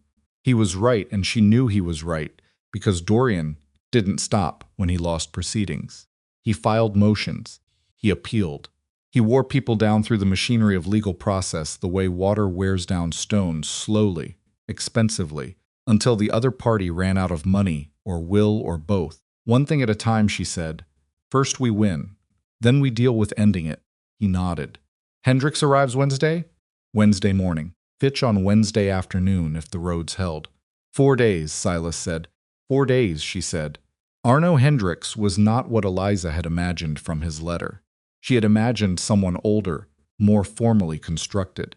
What arrived on the Wednesday morning stage was a man in his late 30s, lean and slightly rumpled, in the way of someone who reads too much and sleeps too little, with ink on the side of his left hand and an expression of concentrated interest that suggested he had been thinking about her case for the entire 40-mile ride and was impatient to get to work. He shook her hand at the stage depot with the brisk efficiency of someone for whom social pleasantries are a tax on time, looked at Silas beside her and said, "You're the blacksmith who filed the supporting motion," and when Silas confirmed it, said, "Good. I want to talk to you about your observations of the opposing party's conduct. Behavioral documentation can be useful when signature evidence is being contested."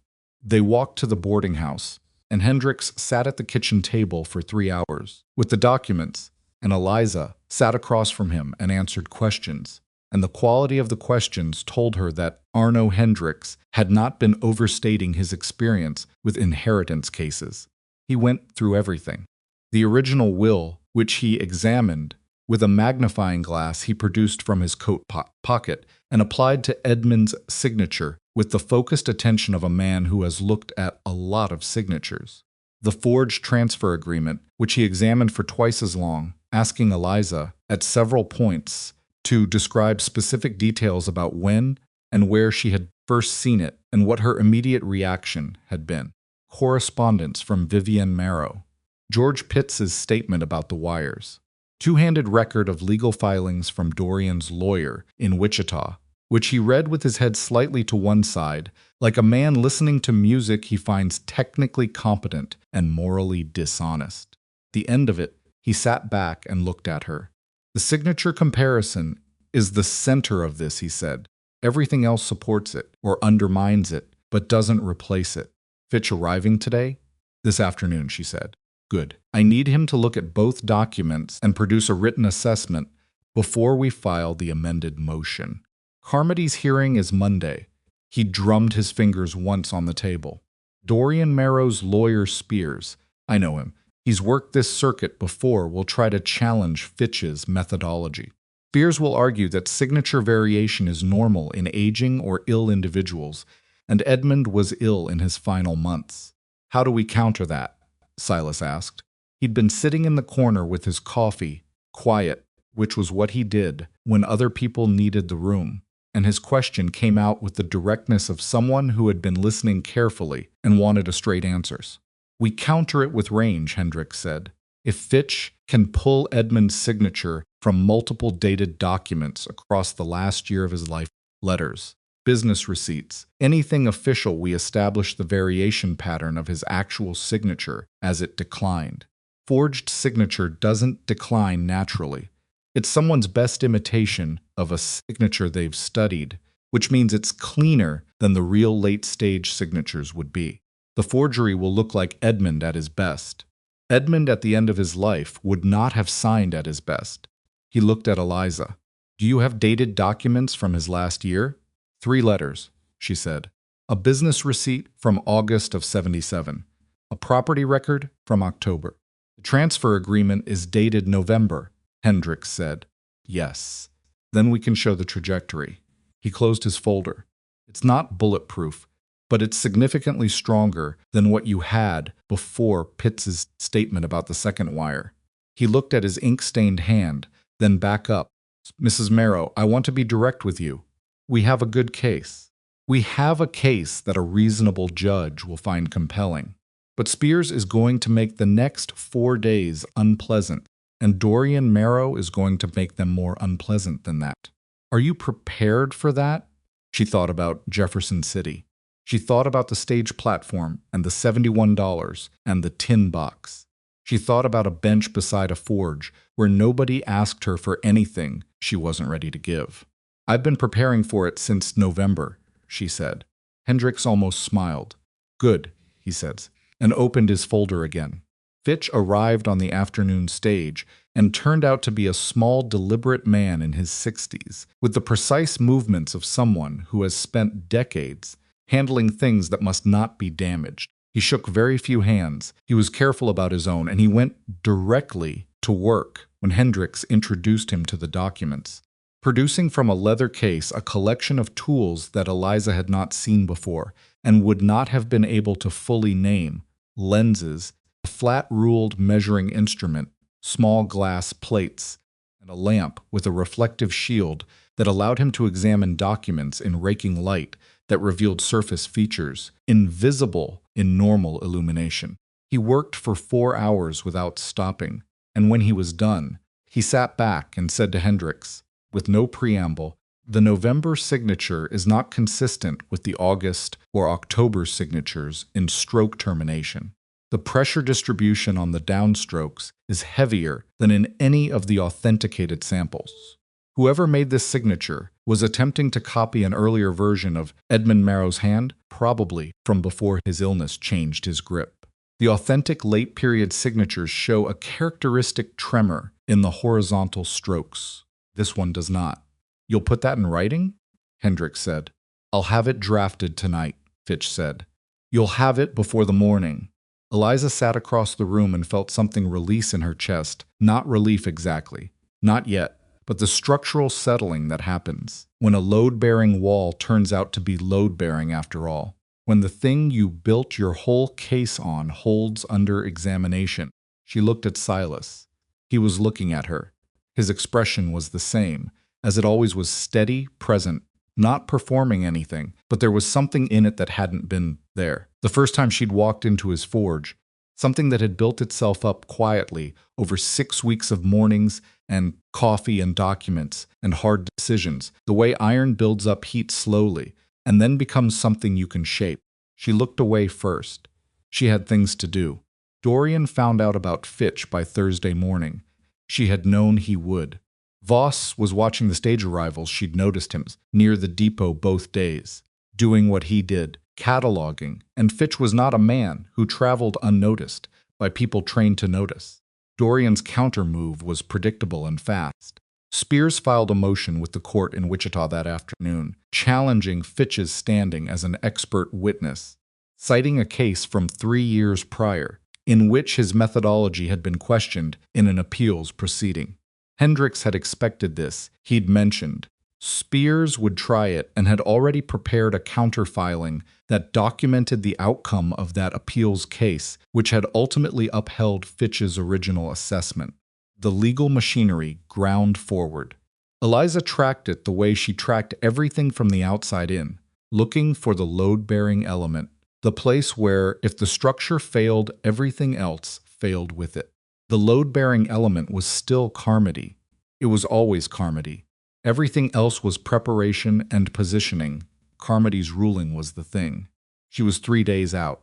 On Thursday evening, Dorian did something she had not anticipated, which she would later recognize as the moment she understood that he was running out of clean moves and had started using the ones that left marks. He asked to speak at the Red Creek community meeting. There wasn't a scheduled meeting, the monthly one had happened, but there were enough concerned citizens, and Dorian had made enough connections in his time in town, that an informal gathering happened at the hotel parlor on Thursday night, organized loosely by Aldous Finch, who was by this point so thoroughly charmed that he'd have organized a gathering for Dorian in his own living room if it asked. About 20 people came. Eliza knew because Owen Calloway attended and reported it to her afterward, sitting at Constance's kitchen table with the blunt factual delivery of a man fulfilling an obligation he'd set himself. Dorian had spoken for about 30 minutes. He had not accused Eliza of anything specific. He had spoken about the Marrow family, about Edmund, about the long history of a property built over 2 generations that was now in legal uncertainty because of a dispute he hoped could be resolved without the community of Red Creek being drawn further into it. He'd spoken about his concern for Eliza as a person, about his hope that the people who had befriended her understood the full context of her situation. He had used the word troubled twice and confused once, never in direct reference to her, always in the context of the situation, which was a technique so practiced Eliza could have described it from memory. And then Owen said Dorian had pulled out a document. Eliza's hands went still on the table. "What document?" Owen looked at her. "A letter."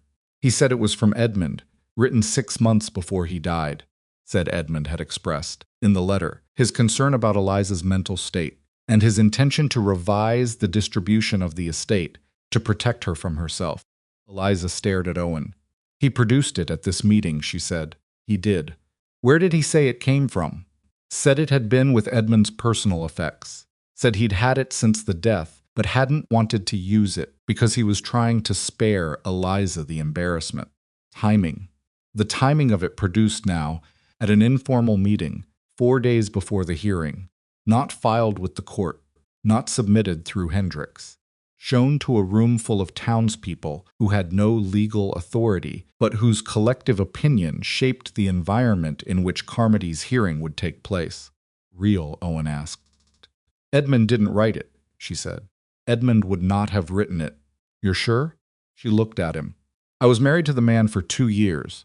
I know how he thought about me. She stopped. There was something raw in that, something she hadn't let herself touch much, because Edmund had been a complicated fact in her life, not a villain, not the source of the problem. Just a man who had died before he could protect the thing he'd intended to protect, and whose family had moved the moment he was gone. He did not write that letter. Owen was quiet for a moment. Then it's a forgery, he said. Yes. That's 2 forged documents. Yes, she said. And that's actually useful, if Fitch can examine this one too. Owen looked at her with the evaluating attention he brought to structural problems. The letter's with Dorian, he said. He put it back in his coat at the end of the meeting. I know, she thought. He'll have to produce it formally if it's to be used as evidence. If he files it with the court, Hendricks can request examination. If he doesn't file it and only uses it informally, then it's not evidence, it's gossip. Legal gossip. But gossip. Which means he's using it to move the room, Owen said, not the judge. Yes. So we move the room differently. She looked at him. I'm sorry. He set his hat on the table he'd been holding it since he came in the way men hold hats when they expect to leave quickly, and he left it there. I've been in this town 22 years, he said. I've watched men like Dorian Marrow come through before. Not often. But I know what they look like. They look reasonable right up until you see what they're doing to someone who can't fight back the same way they can. He looked at her directly. I'd like to have a word with some people tomorrow. Not a meeting. Just conversations. You'd be surprised what 22 years of relationships can do in a day. She looked at this man Vera's father, the livery owner, practical and undemonstrative man who had signed his name to her attestation without ceremony and driven the decision home by leaving his hat on the table. And she felt something she was becoming more familiar with in this town. Specific sensation of being surprised by decency. Thank you, she said. Don't thank me yet, he said, and picked up his hat and left. Friday was the worst day, not because of anything specific, because of the accumulated weight of proximity to the end of something. The way the last stretch of a difficult journey is always harder than the middle, because you can see where you're going, and it's still not there. Hendricks filed the amended motion with Fitch's written assessment attached. Spears filed a counter. The court in Wichita acknowledged both and confirmed Carmody's Monday hearing. 3 days. Dorian's letter made its way through the town's social channels the way that documents shown at informal gatherings always do imperfectly, in versions that grew slightly with each retelling, the way a story does when it's traveling on word of mouth. By Friday afternoon, some people in Red Creek believed Eliza had been declared unstable by her own husband. Some people believed there was a letter, but weren't sure what it said. Some people believed nothing of the kind and were actively saying so. Owen Calloway had been busy. Eliza knew he'd been busy because she felt it in the town's temperature on Friday, not warmth exactly, but the cessation of the specific cold that had been building since Dorian arrived. People who had been avoiding her eye contact were making it again. Mrs. Eberhardt said good morning when she came into the general store, which was a small thing and was not a small thing. Vera came to the boarding house again on Friday afternoon. He showed people a letter, she said, sitting in the same chair she'd sat in before, with the same direct manner. Father told me about it. I know, Eliza said. Real? No. Can you prove that? If Fitch can examine it. If Dorian submits it to the court. If he doesn't, it's just a letter he showed to a parlor full of people, and it can't be put in front of a judge. Vera considered this. He's not going to submit it, she said. No, Eliza agreed.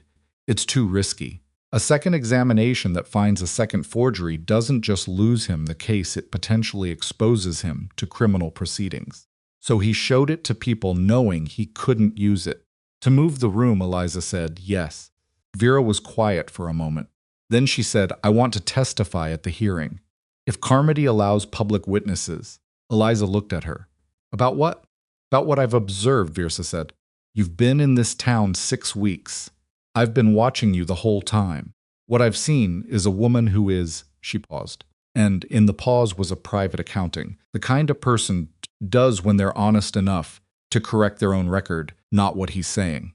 I've been unkind to you, and I had reasons that were mine, not yours. But I can stand up and say what I actually saw, which is a woman who came to this town, kept to herself, worked through something difficult, and kept working through it, and never once acted like someone who didn't know what she was doing. She held Eliza's gaze. I can say that under oath. Eliza thought about the word stray. She thought about the cooling temperature in the general store and the specific architecture of social erosion. She thought about the fact that Vera Calloway was sitting in this chair offering to undo some of what she'd built, which was not nothing, which was, in fact, considerably more than nothing. I'll tell Hendricks, she said. Saturday passed in the particular tedium of waiting that is not actually inaction, but feels like it because the decisive moments are in someone else's hands. Hendricks prepared. Fitch reviewed his written assessment and refined 2 points of technical language. Silas, who had nothing formal to contribute to the legal preparation, spent the day doing what he always did, working, and Eliza understood that the working was its own form of steadiness, the same function the bench had served for her, something to do with the body while the mind was elsewhere. She went to the forge in the afternoon and sat on the bench and didn't talk for a long time, and neither did he. And the fire breathed and the hammer fell, and it was the most ordinary and the most necessary hour of the day. What happens if Carmody rules against us? She asked eventually. Silas set down the hammer. He picked up the piece he'd been working, a door hinge, practical and unremarkable, and examined it in the light from the forge. Then Hendricks files an appeal, and we figure out the next step, he said. Take months, years. Yes. She looked at the fire. I don't have the money for years of appeals. I know. He set the hinge down, turned to face her. But you've got the case, and the documents, and 2 witnesses, and a written statement from a telegraph operator, and a document examiner's professional assessment. It's not nothing, Eliza. He looked at her steadily. That's a lot of work in 6 weeks. She thought about the train platform, the $71, the tin box, the plan that had been barely half-formed and was now not complete. Nothing was complete. Nothing was clean but present, real, the shape of something that might hold. You could still step back from this, she said, before Monday. If Carmody rules against me and Dorian decides to take his frustration out on anyone who helped me, you'd be. I know what I'd be, Silas said. I want to make sure you've thought about it. I've thought about it. He picked up his hammer. I thought about it the day Voss came in here and suggested I should. She looked at him. He had turned back to his work because that was what he did, but she could see the set of his shoulders and the particular quality of a man who has made a decision and found the making of it clarifying. Thank you, she said, for all of it. He didn't say anything. He worked. The hammer fell. The fire held its heat. On Sunday evening, Dorian came to the forge. Silas was still there. He kept late hours when work was behind, and work was behind because the week had pulled him away from it and Eliza was not there, which was either coincidence or Dorian's awareness of where Silas was likely to be alone. Silas didn't hear about it until later from Silas himself, who came to the boarding house at 8 and sat down and told her with the factual accuracy she had come to depend on. Dorian had come in just before dark.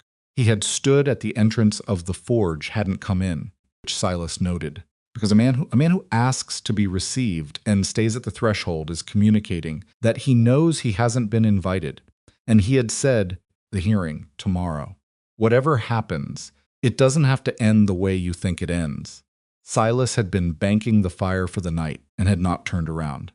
What does that mean? It means I'm willing to make an arrangement, Dorian said, out of court. Today, Eliza keeps the Missouri property, the house, the household holdings. Kansas land comes back to the estate. That's a fair split. That's more than a court will likely award her. Silas had turned around then. He'd looked at Dorian at the threshold. The Kansas land is where the water rights are, Silas said. Yes. That's what this has been about from the beginning. Property distribution after a death is complicated, Dorian said. Edmund's intentions are in the original will, Silas said, which your examiner didn't write. He looked at Dorian steadily. I'm a blacksmith. I don't know much about the law, but I know what a man's work looks like when someone else has been at it, and I know what it looks like when it's whole. He turned back to the fire. I'll let Eliza know you came by. Dorian stood at the threshold for a moment. This is going to get harder before it's over, he said. Most things worth doing do, Silas said. He heard Dorian walk away. He finished banking the fire and put on his coat and came to the boarding house and sat down and told Eliza all of it, word for word, the way he told her everything, without embellishment, without dramatics, just the shape of what had happened. She sat across from him and listened. When he finished, she was quiet for a moment. Then she said, He offered to settle because he's scared of tomorrow. Yes, Silas said. He's scared because Fitch's assessment is solid, and George's statement about the second wire is going to be hard to explain to a judge. She looked at her hands. She turned them over, looked at the palms, thought about the notary and the physician and all the people Dorian had reached before they could be useful to her. And she thought about the ones he hadn't been able to reach Fitch, who'd arrived 2 days ago and had been with Hendricks continuously since George Pitts, who had put his statement in writing and kept a copy, Owen Calloway, who had 22 years in this town and a directness that resisted reframing, Silas, who had been at the threshold of this forge every morning for 6 weeks and had not moved. Can't settle with me, she said. I don't want a settlement. I want the ruling. She looked up at Silas. I want it on record, officially. Not because I'm angry, I am angry, but that's not the reason. Because if it's only settled between us, he does this to the next person. If it's on record in a court, with a judge's ruling and a document examiner's assessment and a forged signature documented in official proceedings, then it's harder the next time. She stopped. That's the real reason I didn't sign the transfer in Jefferson City. Not just the money. Because if I signed, he did it again. To someone who had less to fight with. Silas looked at her across the table. He looked at her for a long time, with the fullness of attention he'd been giving her. Since the first morning, she walked into his forge and stood at the entrance, not knowing whether to come in. Then we go to the hearing, he said. We go to the hearing, she said. He nodded. He picked up his coffee and found it cold and drank it anyway. And she looked at the lamp and thought about Monday, and thought about the tin box upstairs, and thought about the particular arithmetic of a woman who had left Missouri with $71 and a half formed plan, and had built 6 weeks, something that might actually hold. Outside, Red Creek settled into its Sunday night, and the lamp on the table burned steadily. And there were 9 hours until Carmody's hearing, and she was still standing, and tomorrow she intended to remain so. Judge Carmody arrived on the Monday morning stage with a leather satchel, a deputy, and the particular unhurried authority of a man who has presided over enough human desperation to know that rushing never improves the quality of what comes out the other side. The hearing was held in the town hall, which was also the building used for the school on weekdays, and smelled accordingly chalk dust, pine resin, the particular staleness of a room that holds too many people too regularly. Someone had arranged chairs in rows. The turnout was larger than Eliza had expected, which meant Owen Calloway's Friday conversations had done their work, and people who had been uncertain had decided that uncertainty was a reason to witness rather than avoid. She sat at the table on the left, with Hendricks beside her and the tin box in front of her, closed the documents inside it in the order she and Hendricks had organized them the night before. Dorian sat at the table on the right with Spears, who was everything Hendricks had described, polished, experienced, with the contained energy of a man who has won more cases than he has lost, and considers that a permanent rather than a provisional condition. Voss sat in the third row. He had the look of a man who already knew which way the wind was going and was calculating the implications. Carmody reviewed the filings. He reviewed them for 20 minutes, in silence, with the reading pace of a man who reads for comprehension rather than speed, and the room held its collective breath in the particular way that rooms do when the person with power in them is thinking, and everyone else is waiting for them to finish. Then he looked up and asked Hendricks to present Fitch's assessment. Fitch stood and spoke for 12 minutes. He used precise language, the kind that had been refined through 4 previous court appearances, and he walked Carmody through the signature comparison with the methodical clarity of a man who knows that the difference between being believed and not believed in a courtroom is usually the difference between being comprehensible and not. The trajectory of Edmund's authentic signatures across his final year, the characteristic tremor in the horizontal strokes, the absence of that tremor in the November document, pressure distribution that matched a studied copy rather than an originating hand. Spears cross-examined for 8 minutes and found no purchase. Fitch's answers were shorter than the questions and more specific, which was how you knew he was telling the truth. Then Hendricks submitted George Psitt's written statement about the second wire. Primary witness neutralized. He read it aloud once, without commentary, and let it sit in the room. Carmody looked at it. He looked at Dorian. He looked back at the statement. Spears objected on grounds of relevance. Carmody overruled him with the brevity of a man who has found the objection unconvincing and doesn't feel the need to say so at length. Dorian's face across the room was still. He had the practiced stillness of a man who has been in difficult rooms before. But Eliza had watched Dorian Marrow's face for 2 years across dinner tables and lawyers' desks and doorways, and she knew the specific quality of stillness that meant the calculation had changed. He was not thinking about winning anymore. He was thinking about the shape of the exit. She had seen that look once before in Jefferson City, briefly, before he'd recovered and pressed forward. This time he didn't recover. Spears requested a recess. Carmody granted 15 minutes. During those 15 minutes, Dorian and Spears spoke in the corner of the room in voices too low to carry. Voss joined them briefly, then left the building. Eliza watched this from her seat and did not look away, and Hendricks watched it beside her and said, quietly, "He's going to withdraw the counterclaim." "How do you know?" she asked. "Because Spears just stopped arguing and started listening," Hendricks said. "Spears argues when he thinks he can win. When he starts listening, he's managing damage." She looked at the table. She looked at the tin box. She thought about what she'd told Silas the night before, that she wanted the ruling on record.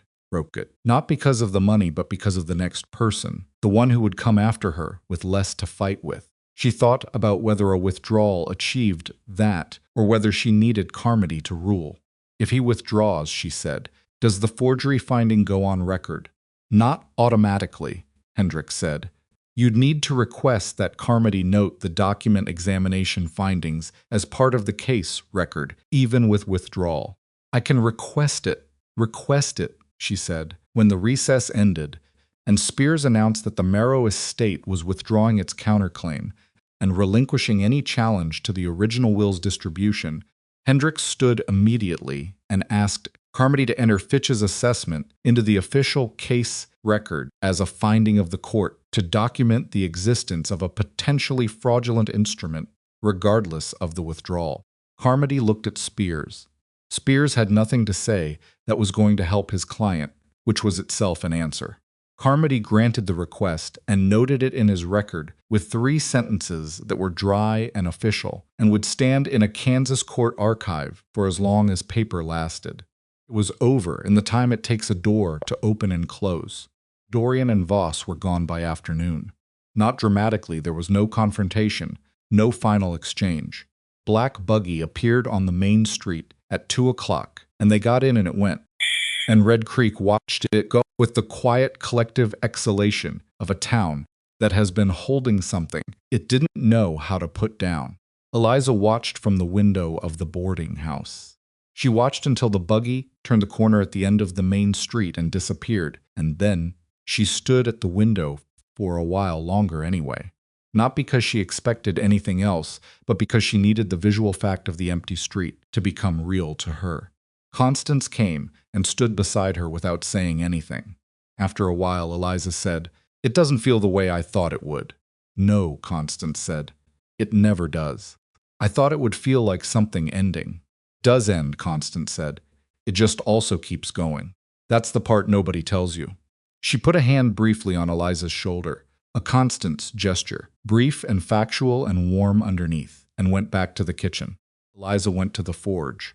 Silas was working, because he was always working, and the forge was exactly what it had always been, loud, with fire and iron, smelling of coal smoke and hot metal. The bench along the interior wall, holding a tin cup and a set of tongs someone had set there and forgotten. She sat on the bench. He looked at her once, registered what was in her face, and went back to his work. They stayed like that for a long time, the fire breathing between them and the town going about its afternoon outside. And she thought about 6 weeks and a tin box and the particular arithmetic of what it cost to leave and what it cost to stay and which cost had been worth paying. Eventually she said, "You never once asked me to explain myself." He set the hammer down. "No. Why?" He thought about it with the honesty he brought to everything. "Because I could see you weren't ready," he said. "And I figured the door opens easier when nobody's shoving it." She looked at him. She almost laughed, not from happiness exactly, but from the specific release of something that has been held too long and finally finds the air, the way a room feels when you open a window in it after a long winter. She did laugh. A real one with no fear underneath it, the kind she hadn't been sure she still had available to her when she stepped off the train in Red Creek with her battered trunk and her tin box and her barely half-formed plan. Silas looked at her with something in his face that he wasn't hiding anymore, that he'd stopped hiding somewhere in the past 2 weeks without either of them announcing it. "Stay," he said. It was one word, and it held everything he was not the kind of man to say in longer form, which was exactly why it meant what it meant. She looked at the bench. She looked at the fire. She looked at this man who had given her somewhere to be that didn't cost her anything at the moment. She needed that, more than she needed almost everything else. "I was planning to," she said. They married in the late summer, 6 months after the hearing, in a ceremony that was small, because they were both people who preferred small, attended by Constance and Owen Calloway and his daughter, who had become something that wasn't quite friendship, but was honest, which was better. Hendricks sent a letter from Hayes. Fitch sent nothing, which was consistent with his character and made Eliza like him more.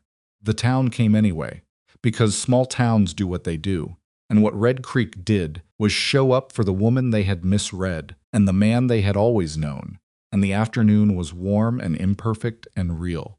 Eliza did not become someone she wasn't. She didn't become loud or easy with strangers or unguarded in rooms full of people she didn't know. The silence that had protected her never fully left it, just changed its nature, stopped being a wall she hid behind and became something more like a room she chose to be in when she needed it, with a door she controlled. The bench stayed beside the forge where it had always been. She sat on it sometimes, in the mornings, when the light was coming in sideways and Silas was already deep in his work, and the town was waking up around them. And she thought about the things she'd learned in this place, not the legal strategies or the document procedures, but the other things, the ones that didn't have a filing number. She had learned that the people who ask nothing of you in the moment you need them most are the ones worth giving everything to when you can. She had learned that silence is neither weakness nor strength on its own. It depends entirely on who controls it. She had learned that a community's first impression of a person is almost never right, including her own first impressions of the community, and that the work of correction is slow and worth doing. She had learned that a door opens easier when nobody's shoving it. That was the one she kept coming back to. Not as a comfort exactly, but as a true thing, the kind of true thing you can hand to someone who is frightened and have it actually help, rather than just sound good. She thought about how many people she had met in her life who were silent in ways that looked like arrogance or instability or guilt, when what they actually were was exhausted, or frightened, or building up to something that needed more time than the world was willing to give them. She thought about what it would have meant in Jefferson City if one person had simply given her room instead of demanding. She explained herself fast enough to be believed. She didn't know if she would have been ready, even then.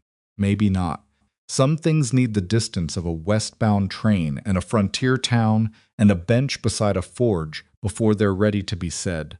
But she knew what it was worth when someone offered it. It was worth everything. It was worth crossing a state line with $71 and a plan that was barely half formed and no certainty that any of it would hold. It held. The bench stayed where it was, and the fire kept burning, and Eliza Marrow, Eliza Rourke now.